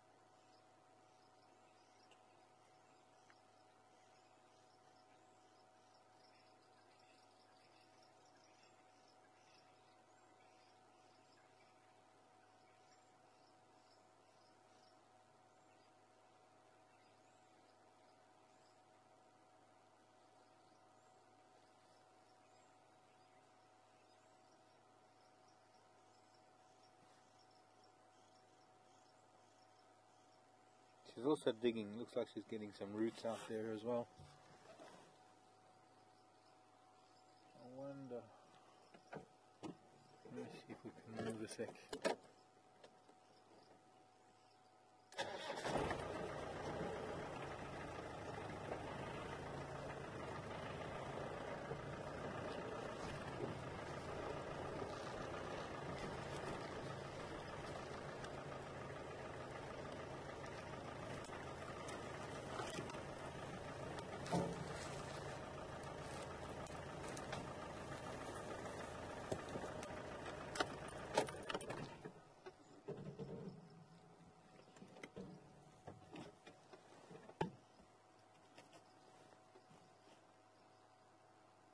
A lot of digging.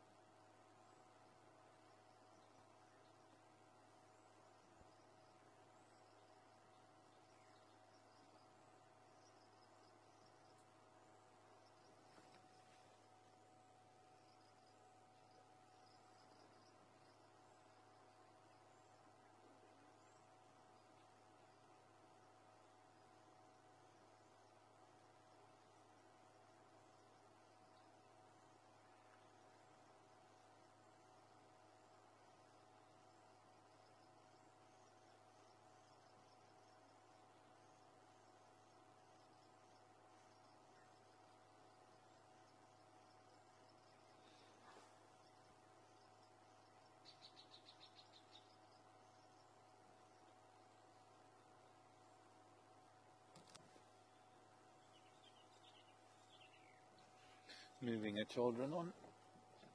See how far we can get to see them. And any of the others that might be further up. Quite a few actually. I can hear elephant everywhere down below us.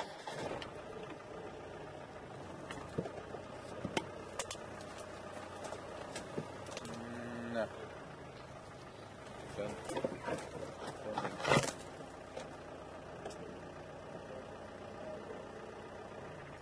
Yeah.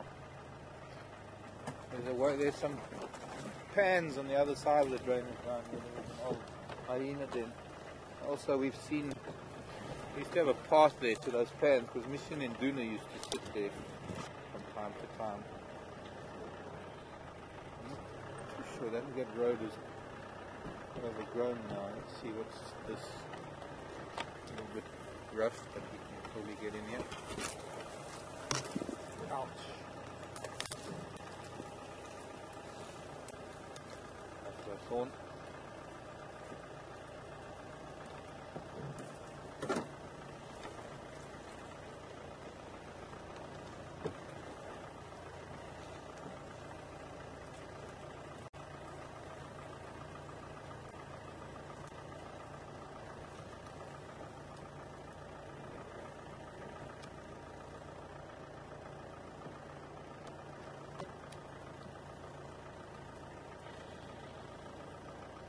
In fact, that's bush boerbean up there. I think that's where that little pan is,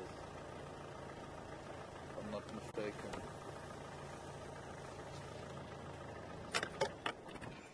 Hello, children.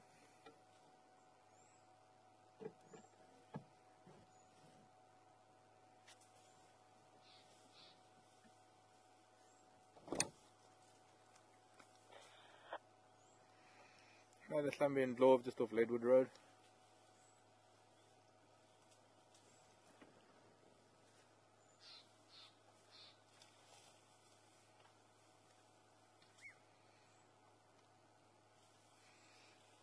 So this young cow with a very young calf and the two children in attendance. And then we've got, is that a bull? Just see a backside.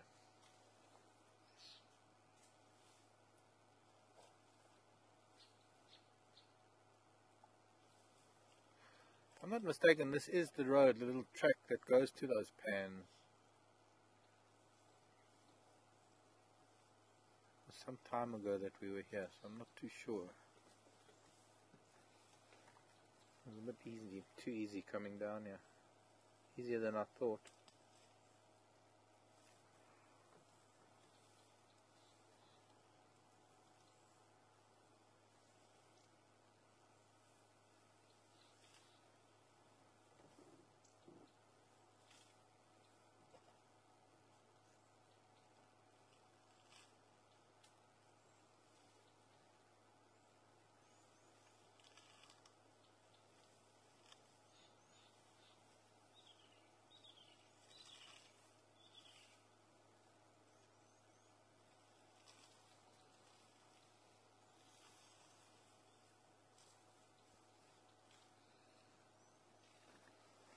Interesting behaviour going on. There's a sulphur-breasted bush shrike. There's what looks like a southern boo-boo.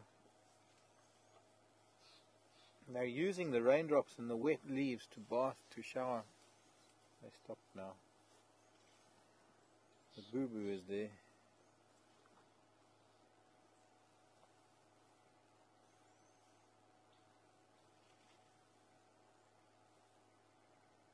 Oh, they stopped. Alright, back to elephants.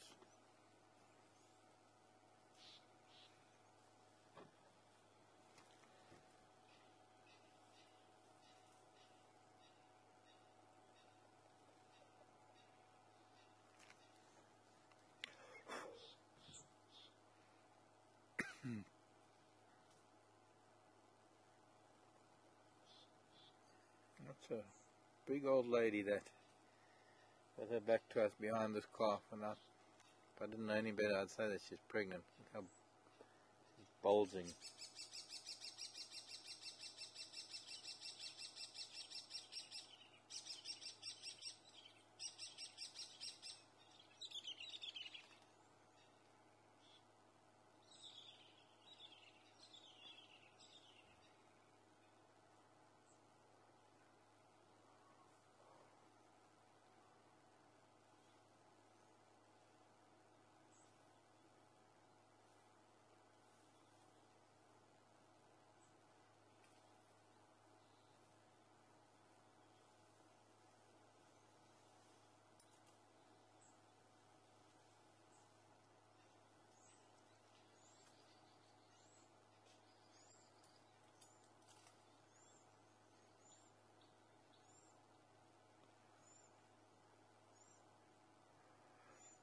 I somehow recall driving up underneath that dead tree that she's standing under, having to lower the antenna. Very heavy in milk. She doesn't have a youngster that I can see. I mean, the youngster that's with her is probably about 5-6 years old.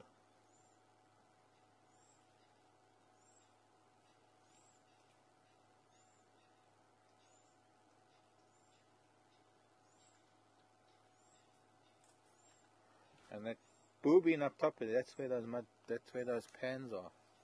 So this is an old track that we used to come through on occasion.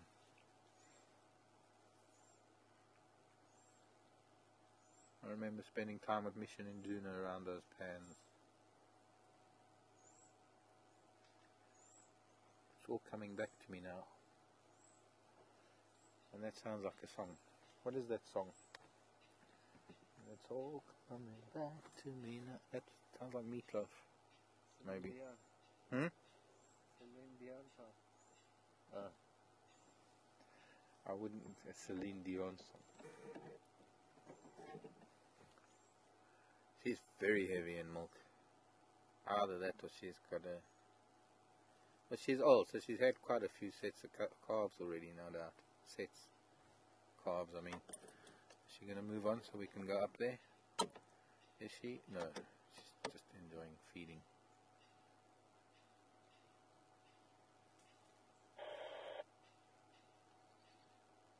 She's a big, big lady.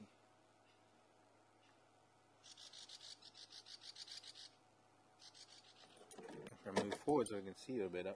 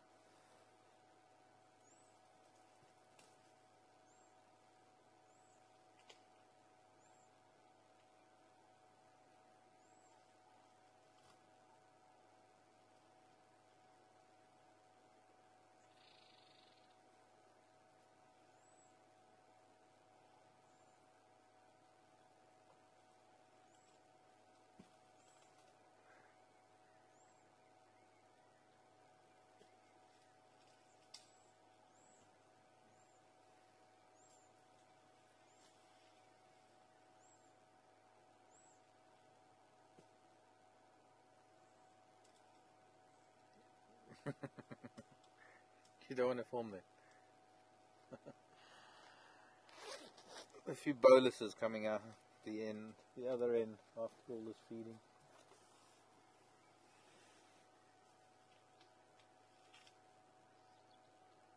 A wrinkled old girl.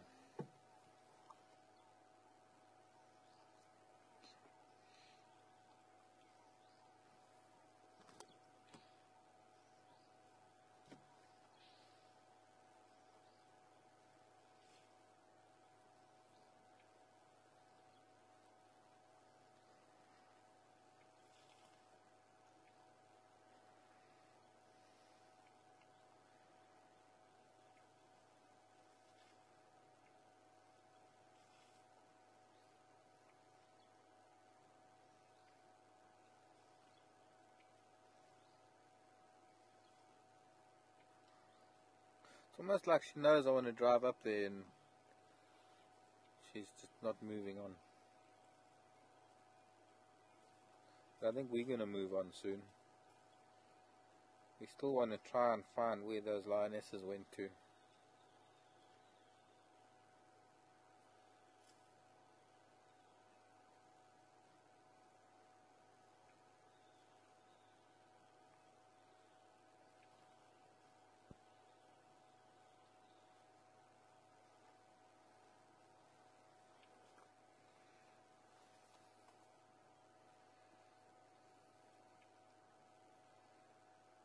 Look at the numbers of small flies. I don't know if you can see that.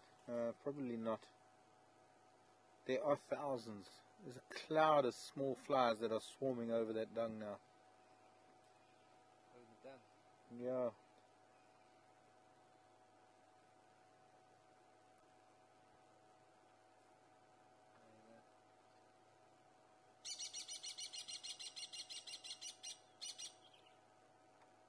Not too many dung beetles anymore.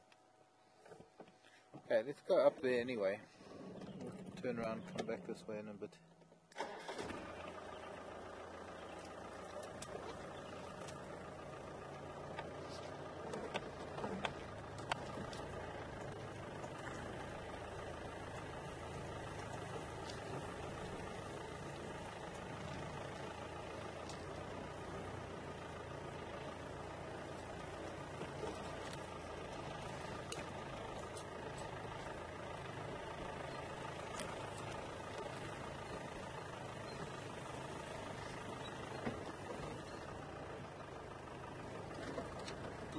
Close.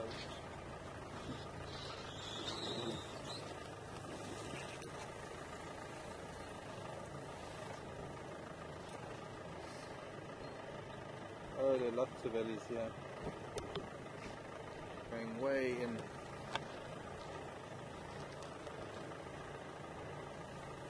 Another big female.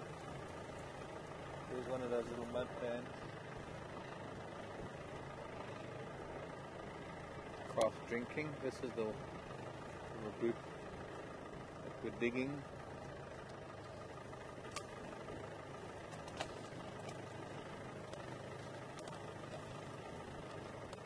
Can we sneak past you, Mrs. Ellie? Maybe not. I just want to try and get in front of that big cow that we've been watching. I think she's sort of grand old dame. She's huge. Oops.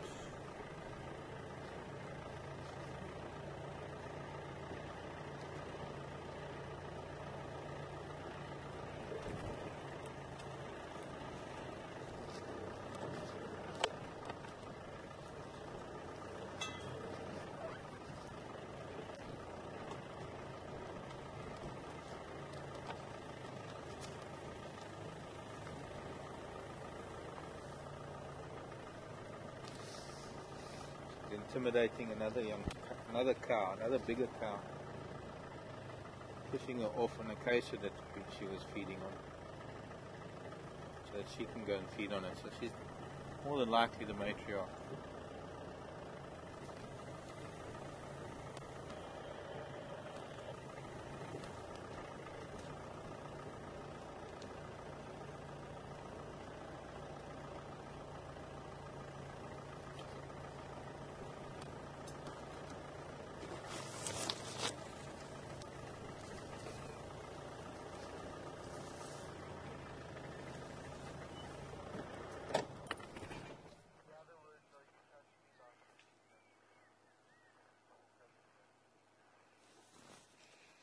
Thank you, Vicky.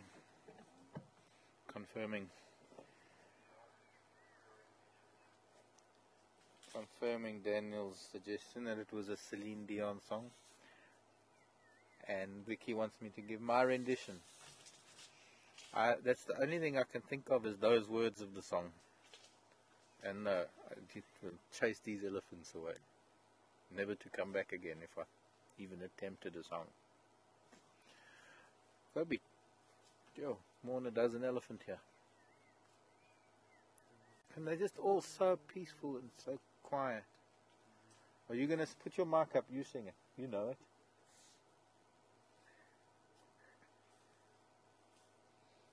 No one should know that.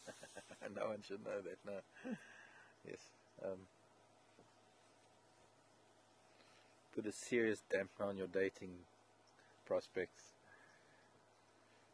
I've got a reputation to uphold.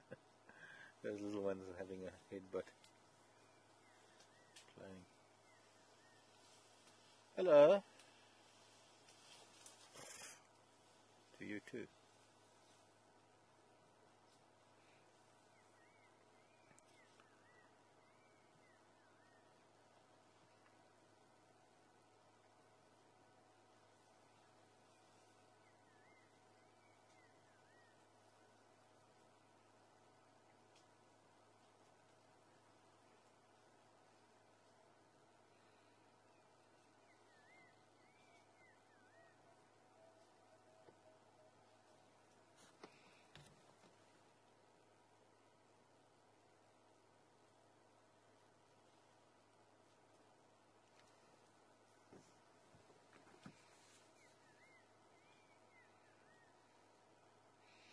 Stripping most of that acacia for its bark more than anything else.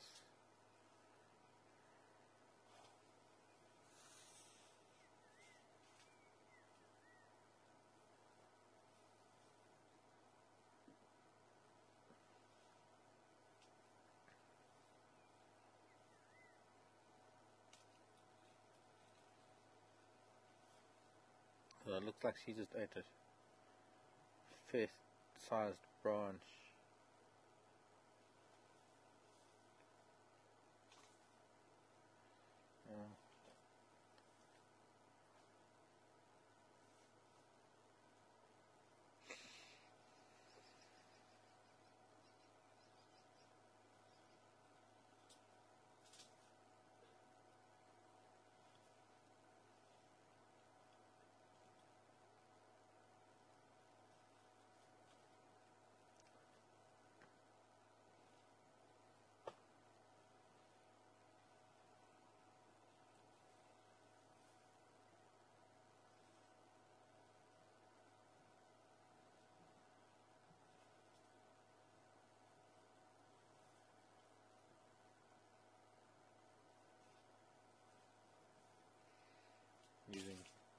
She uses that tusk as leverage, stripping the bark off of it. She's actually eating the branch more than the bark now. See what she does. Lets the bark fall and munch on that branch. Let it very juicy probably.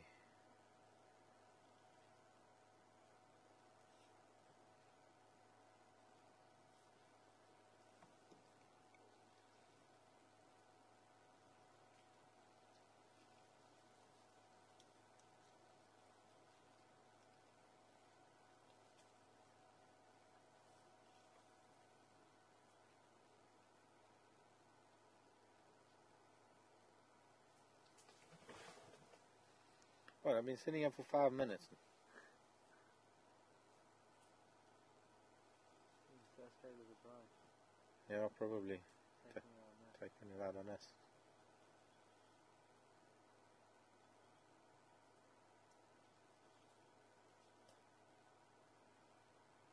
Stand on it, and you'll be able to bite on it and pull.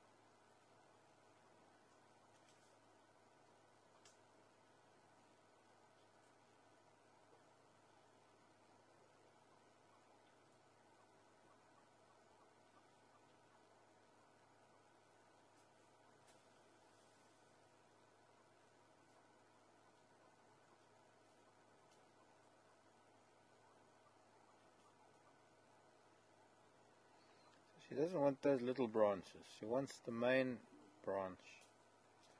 And she doesn't want the bark, by the looks of things. She's stripping it first. The opposite to what we see elephants doing with various other trees like bush willows and the roots and the groundleaf teak.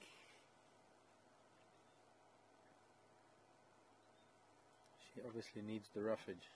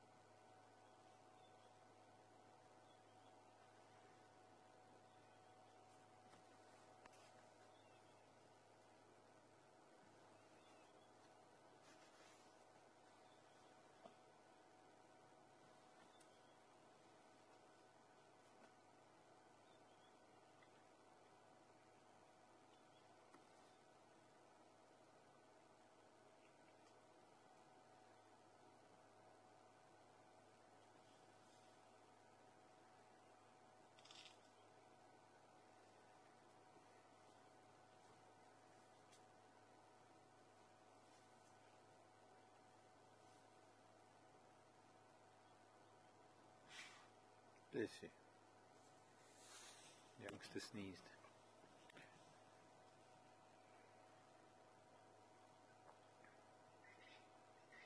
Well, I think we should continue. We still want to do a few things before the end of drive, like look for lion tracks.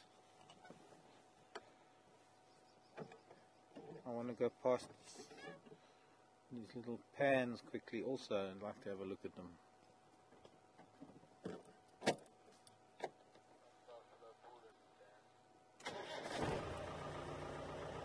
Oh, she's deciding to move on too. She's jabbing her youngster with her tusks. Get him to move. Bye everybody. See you later. They're making their way through towards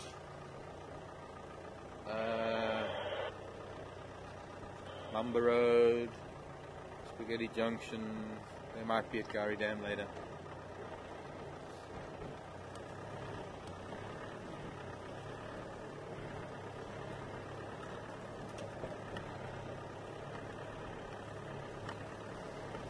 Lovely panness.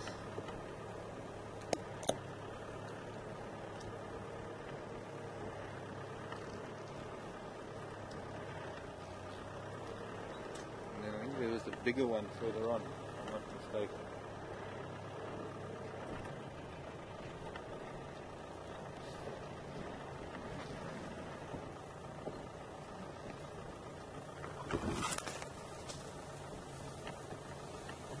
Giant Cambuti tree.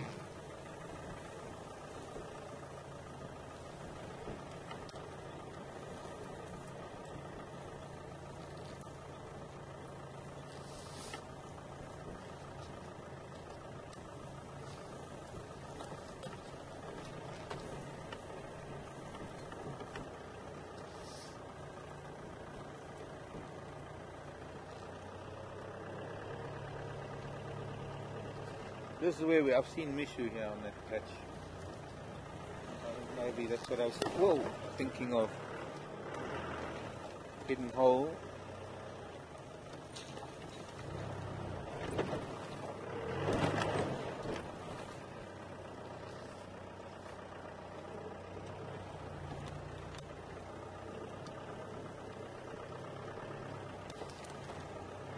Difflock.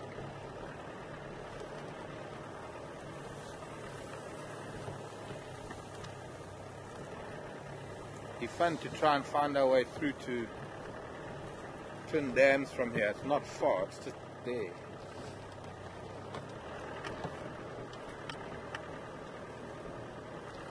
But I think it's just a little too thick to do.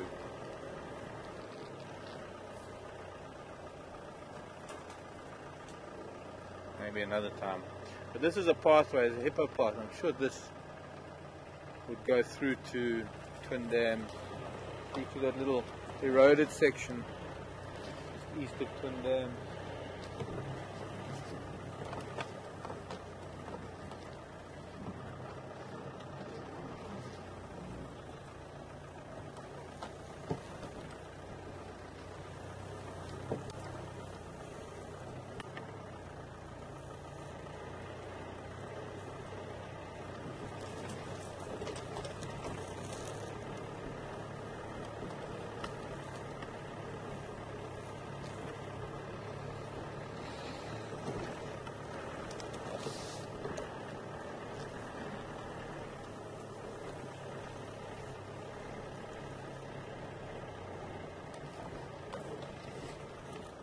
I remember this Tambuti now.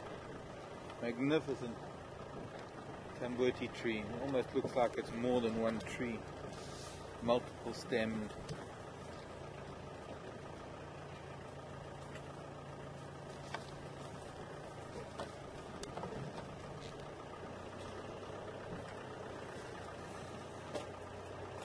I think we need to go back around the other way. It's more open and a lot easier.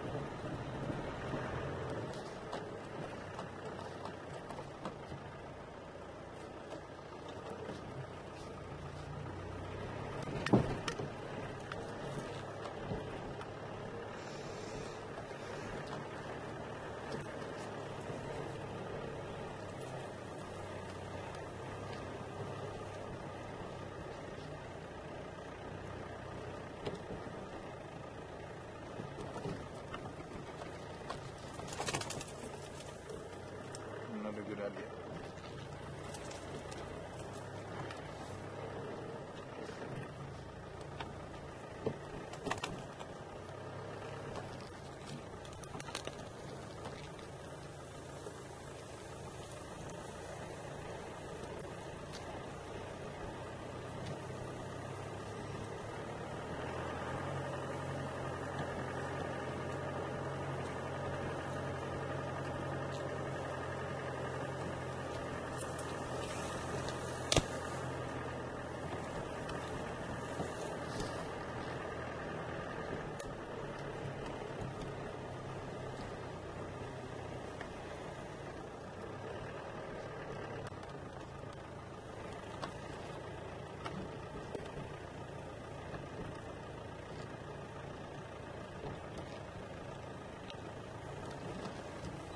Bye.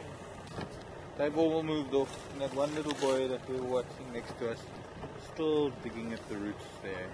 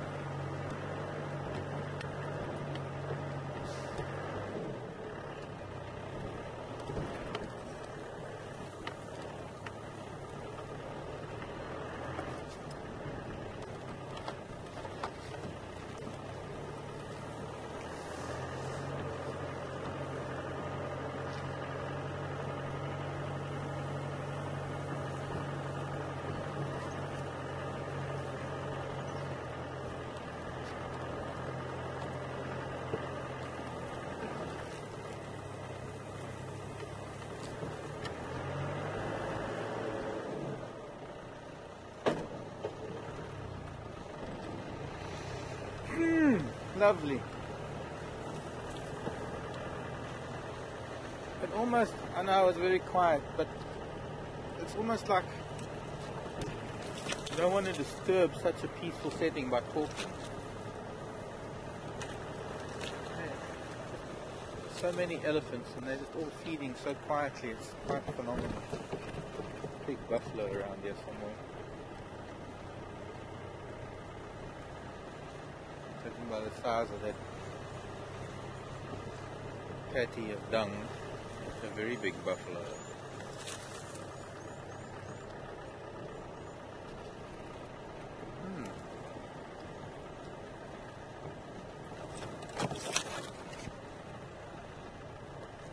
Hello Bets, hope you enjoyed the Ellies. I know you did. Bets loves the Ellies. But the question about giraffes from Bets, when they fight, okay, Franklins, try running into the grasses. I know it's wet and cold, but just try. Bets wants to know, when they fight, can they hurt each other or kill each other? And yes, Bets, it is possible. It has happened. They can damage each other's necks.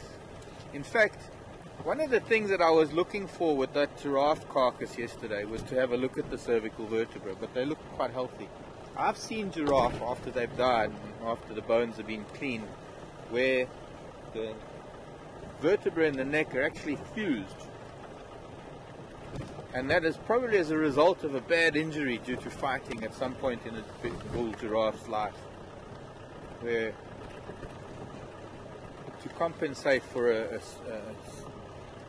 vertebral injury, calcium deposits are put down between the two vertebrae and actually fuse the two vertebrae.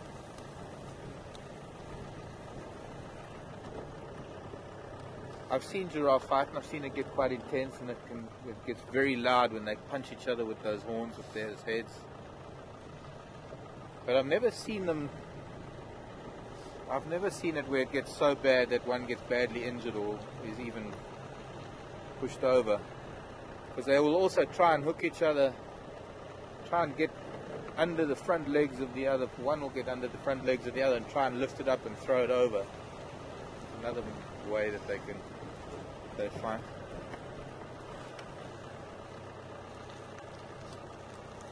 Now,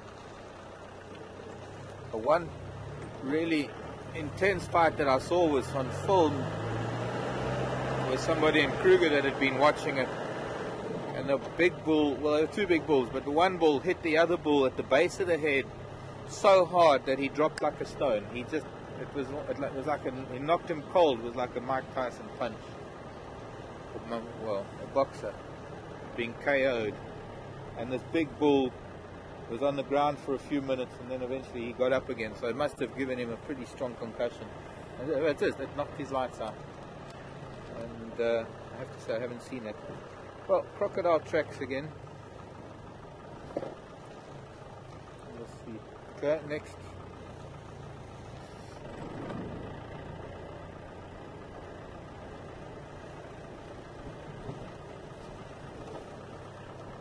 Deborah wants to know the worst insect encounter I've ever had. Deborah, you're talking about Mark here.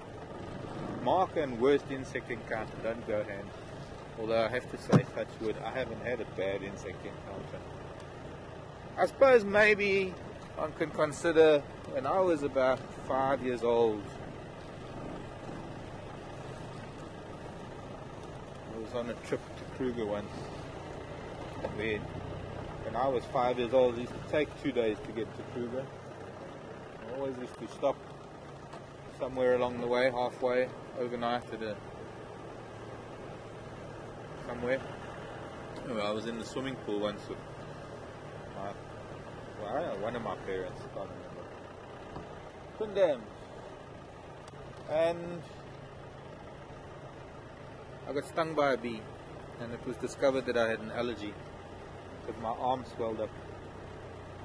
But it never made me afraid of bees, it made me cautious of them. And the next time I got stung, it wasn't as bad.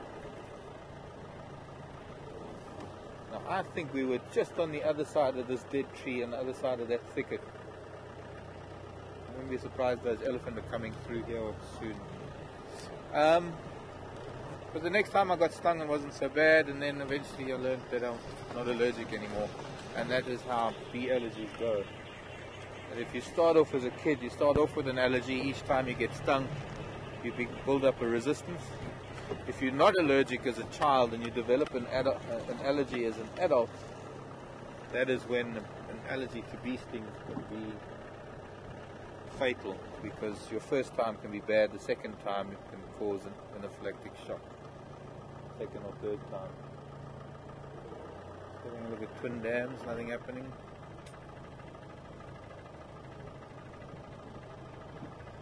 Been a lot of elephant here in the last couple of days, but we just haven't been here. And a green pigeon just flew out of this jackalberry, so I'm guessing that the jackalberry fruits are probably getting ripe.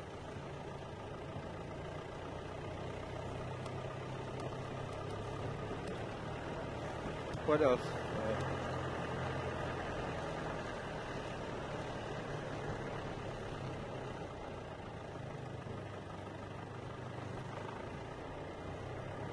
No, I'm breaking up. Sorry, Craig, but I missed half the beginning of that. Always Twin Dams, radio's bad.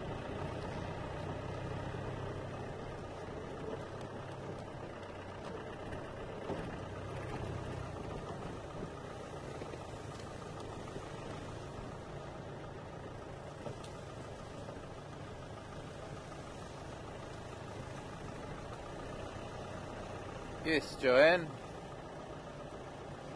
4 of the big 5 in the last 2 drives. I only got rhino to find. I'm hoping to find one this morning. Sorry, Frank Gillens, I know you don't like running over water, but I'm gone now.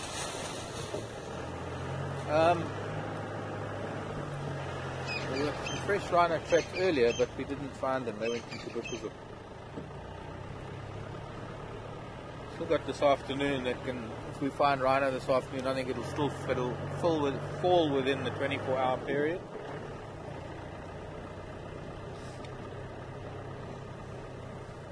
Now,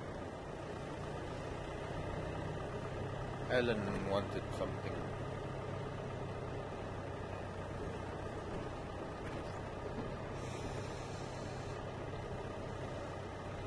To discuss.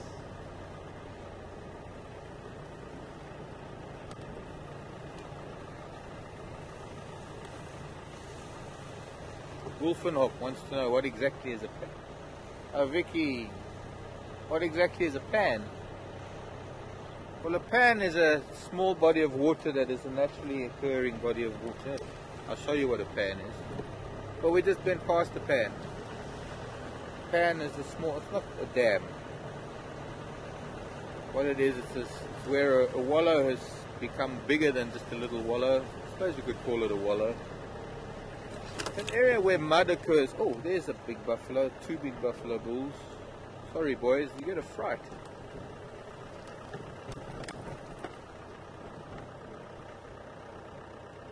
One big buffalo bull and 1 buffalo cow. Well, you're a bit skittish there, dude.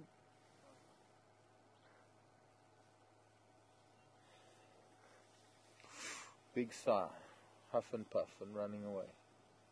Okay.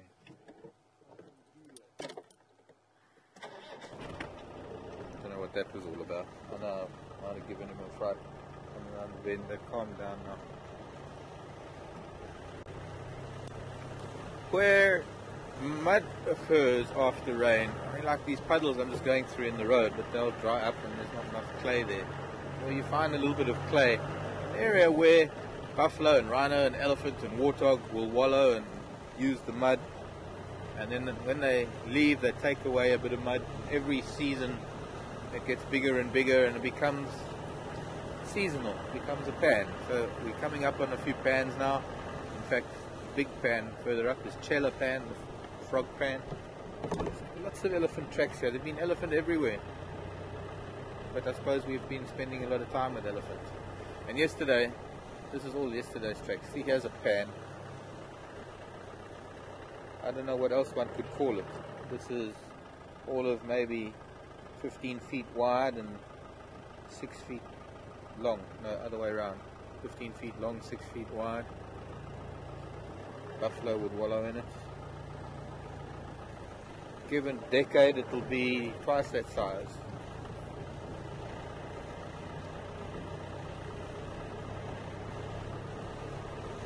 In 100 years, it becomes as big as, say, Chelapan.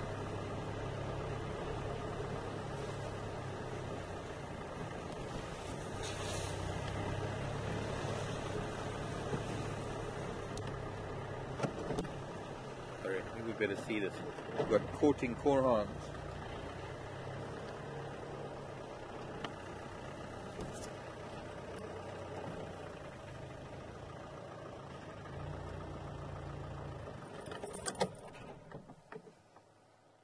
If I go any closer, we'll disturb them.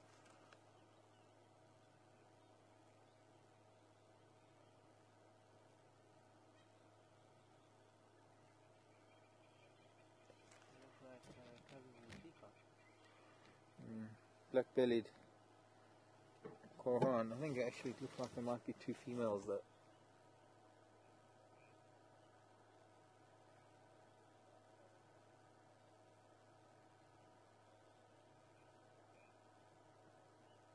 They're not courting. Probably a female and a youngster that's getting quite big now.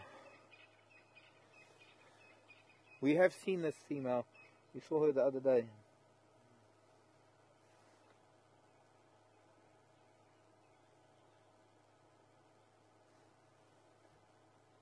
There's a little bit of display going on there. But it's not...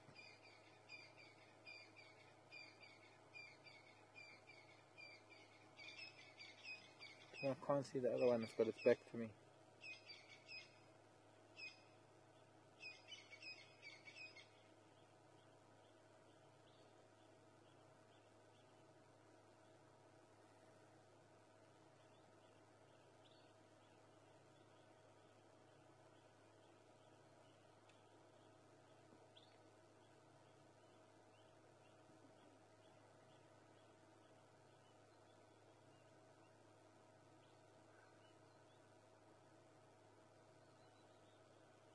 Does look like they're courting.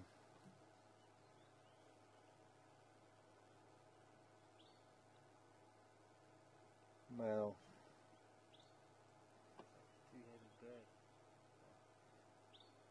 Yeah.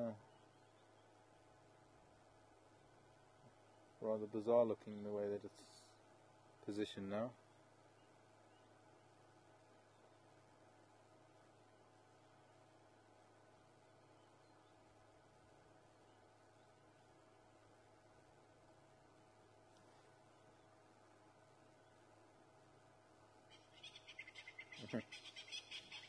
Franklin's right next to them got a fright, and they got a fright.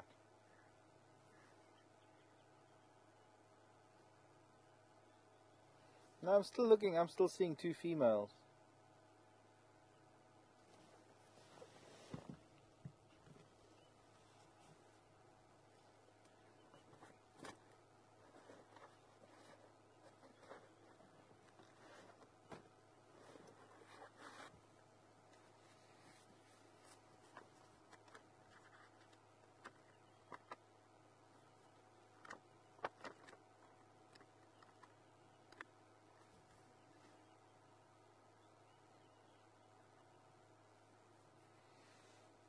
But that posture is what the male does when he's courting, and I'm just not seeing the black and the facial markings of the male.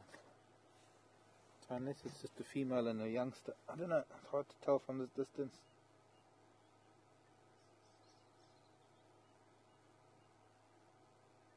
But it's definitely not a male.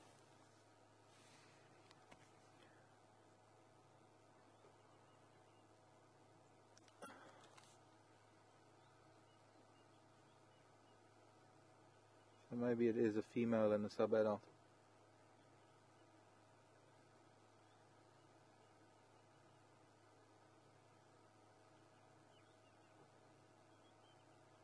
But that posture is courting posture, the way it's dropping its wings and raising its tail. That's what the male does when he's courting. Let's move on. Oops. Sorry.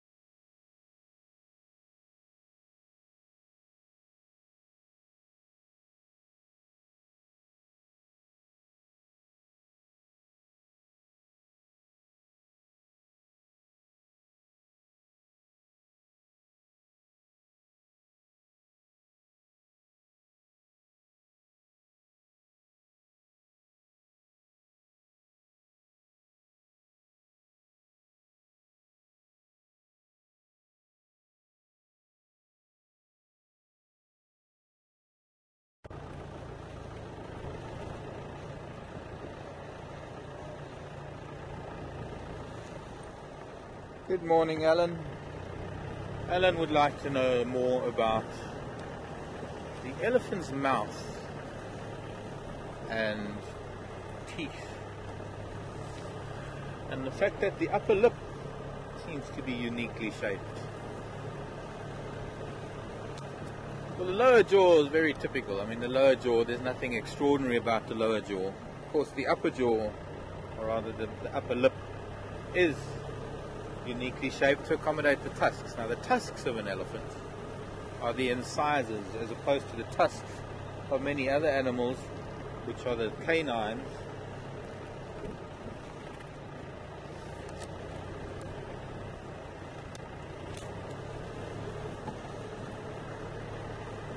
So the upper lip has to fall up over the tusks. As far as the teeth are concerned, Alan, apart from the incisors, the only other teeth the elephant have are its molar sets. It appears to be one solid tooth, a molar set, and they start off obviously with a small jaw, a small set of molars, and as the elephant ages,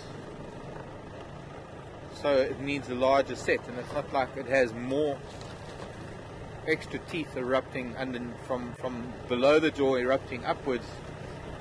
What it is it's a fixed sized molar, and it moves forward in the jaw. The new molar starts developing at the back of the jaw and starts moving forward. It's like a conveyor belt of molars as it ages. So many elephant tracks, more elephant tracks here. They are around again. Now, it would be nice to have a skull to be able to show you, but I don't. And throughout an elephant's lifetime, they will go through 6 sets of molars. Now, that is mostly because of the kind of vegetation that they're eating, the kind of food that they're eating. This constant chewing of very, very rough vegetation. The teeth also grind against each other, so there's a lot of tooth wear. There's excessive tooth wear. For an animal that lives for several decades, for 60 odd years, it's important that they have good teeth to feed on, because the digestive system being relatively poor means that they've got to constantly be processing food, but they've also got to be processing different types of vegetation. And if they're feeding on grass, they're going to have to feed on things like bark and branches as roughage to move that through their digestive tract. And that is very, very heavy material. That needs to be a big elephant bull that was here, but it was before the rain. There was rain last night. So this excessive tooth wear is why nature has given them 6 sets of teeth, and it's not like there's one set in play or in use and then another set. It's just this, as I say, it's like a conveyor belt system. So you can find an elephant at an age where it's got an older set of molars that are fragmenting and crumbling in the front of the mouth. They're no longer being used, they've been worn down. The next set is in use, and there's already the next set of molars erupting at the back of the jaw. So quite a unique way of tooth replacement.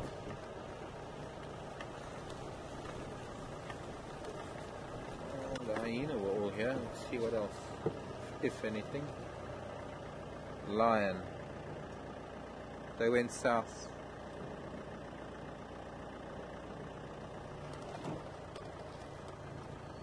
That could have been, yeah, I think that was the lionesses.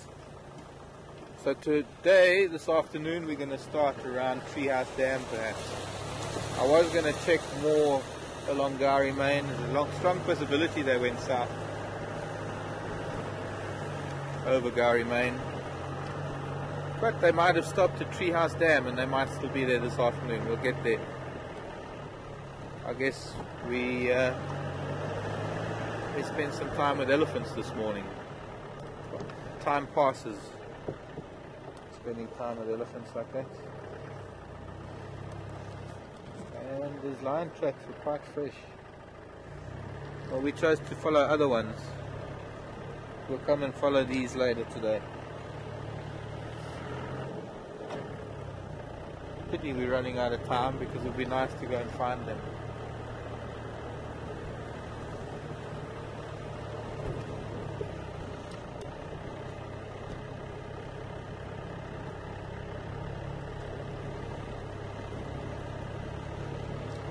Sandy wants to know if there's a certain age elephants, female elephants will stop conceiving, or will they do it to old age? Sandy, elephants are one of the few mammals other than humans, and I think whales, not too sure, that live for a long time after they are no longer reproductive. And it has got a lot to do with the social structure of the elephant, with the fact that elephant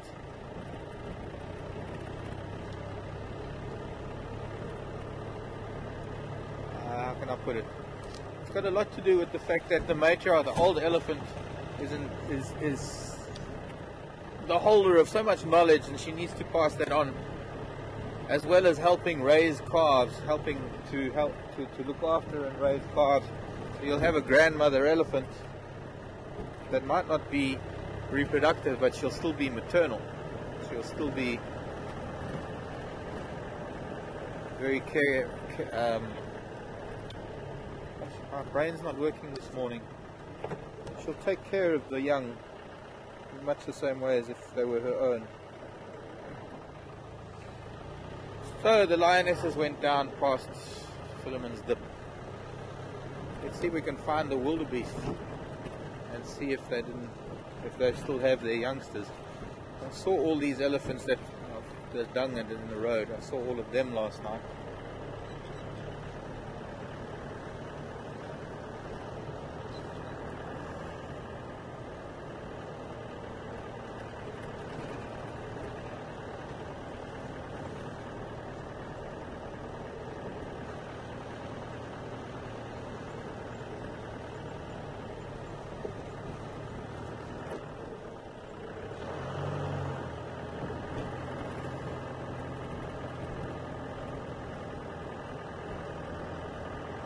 The fact that there were lion here might have sent those wildebeest off somewhere else. Hello, Impala.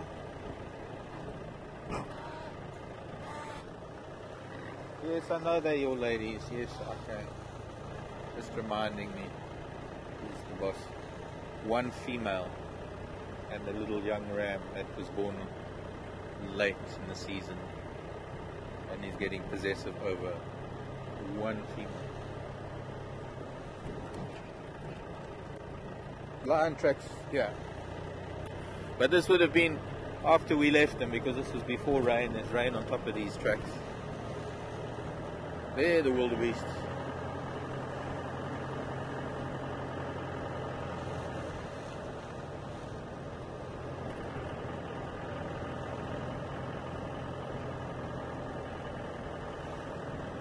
Hello Wildies, congratulations to those of you still standing. You managed to survive the cats last night. But did your children? Where are your children? 1, 2, 3, 4, 5, 6, 7, 8, 9. I'm not seeing any youngsters. Oh, they're sitting down the other side of them.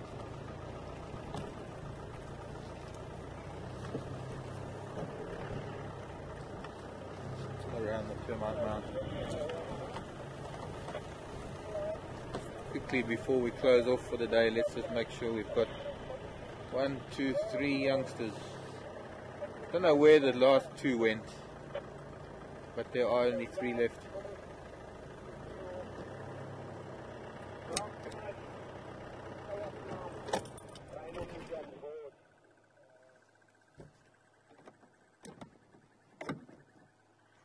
Well,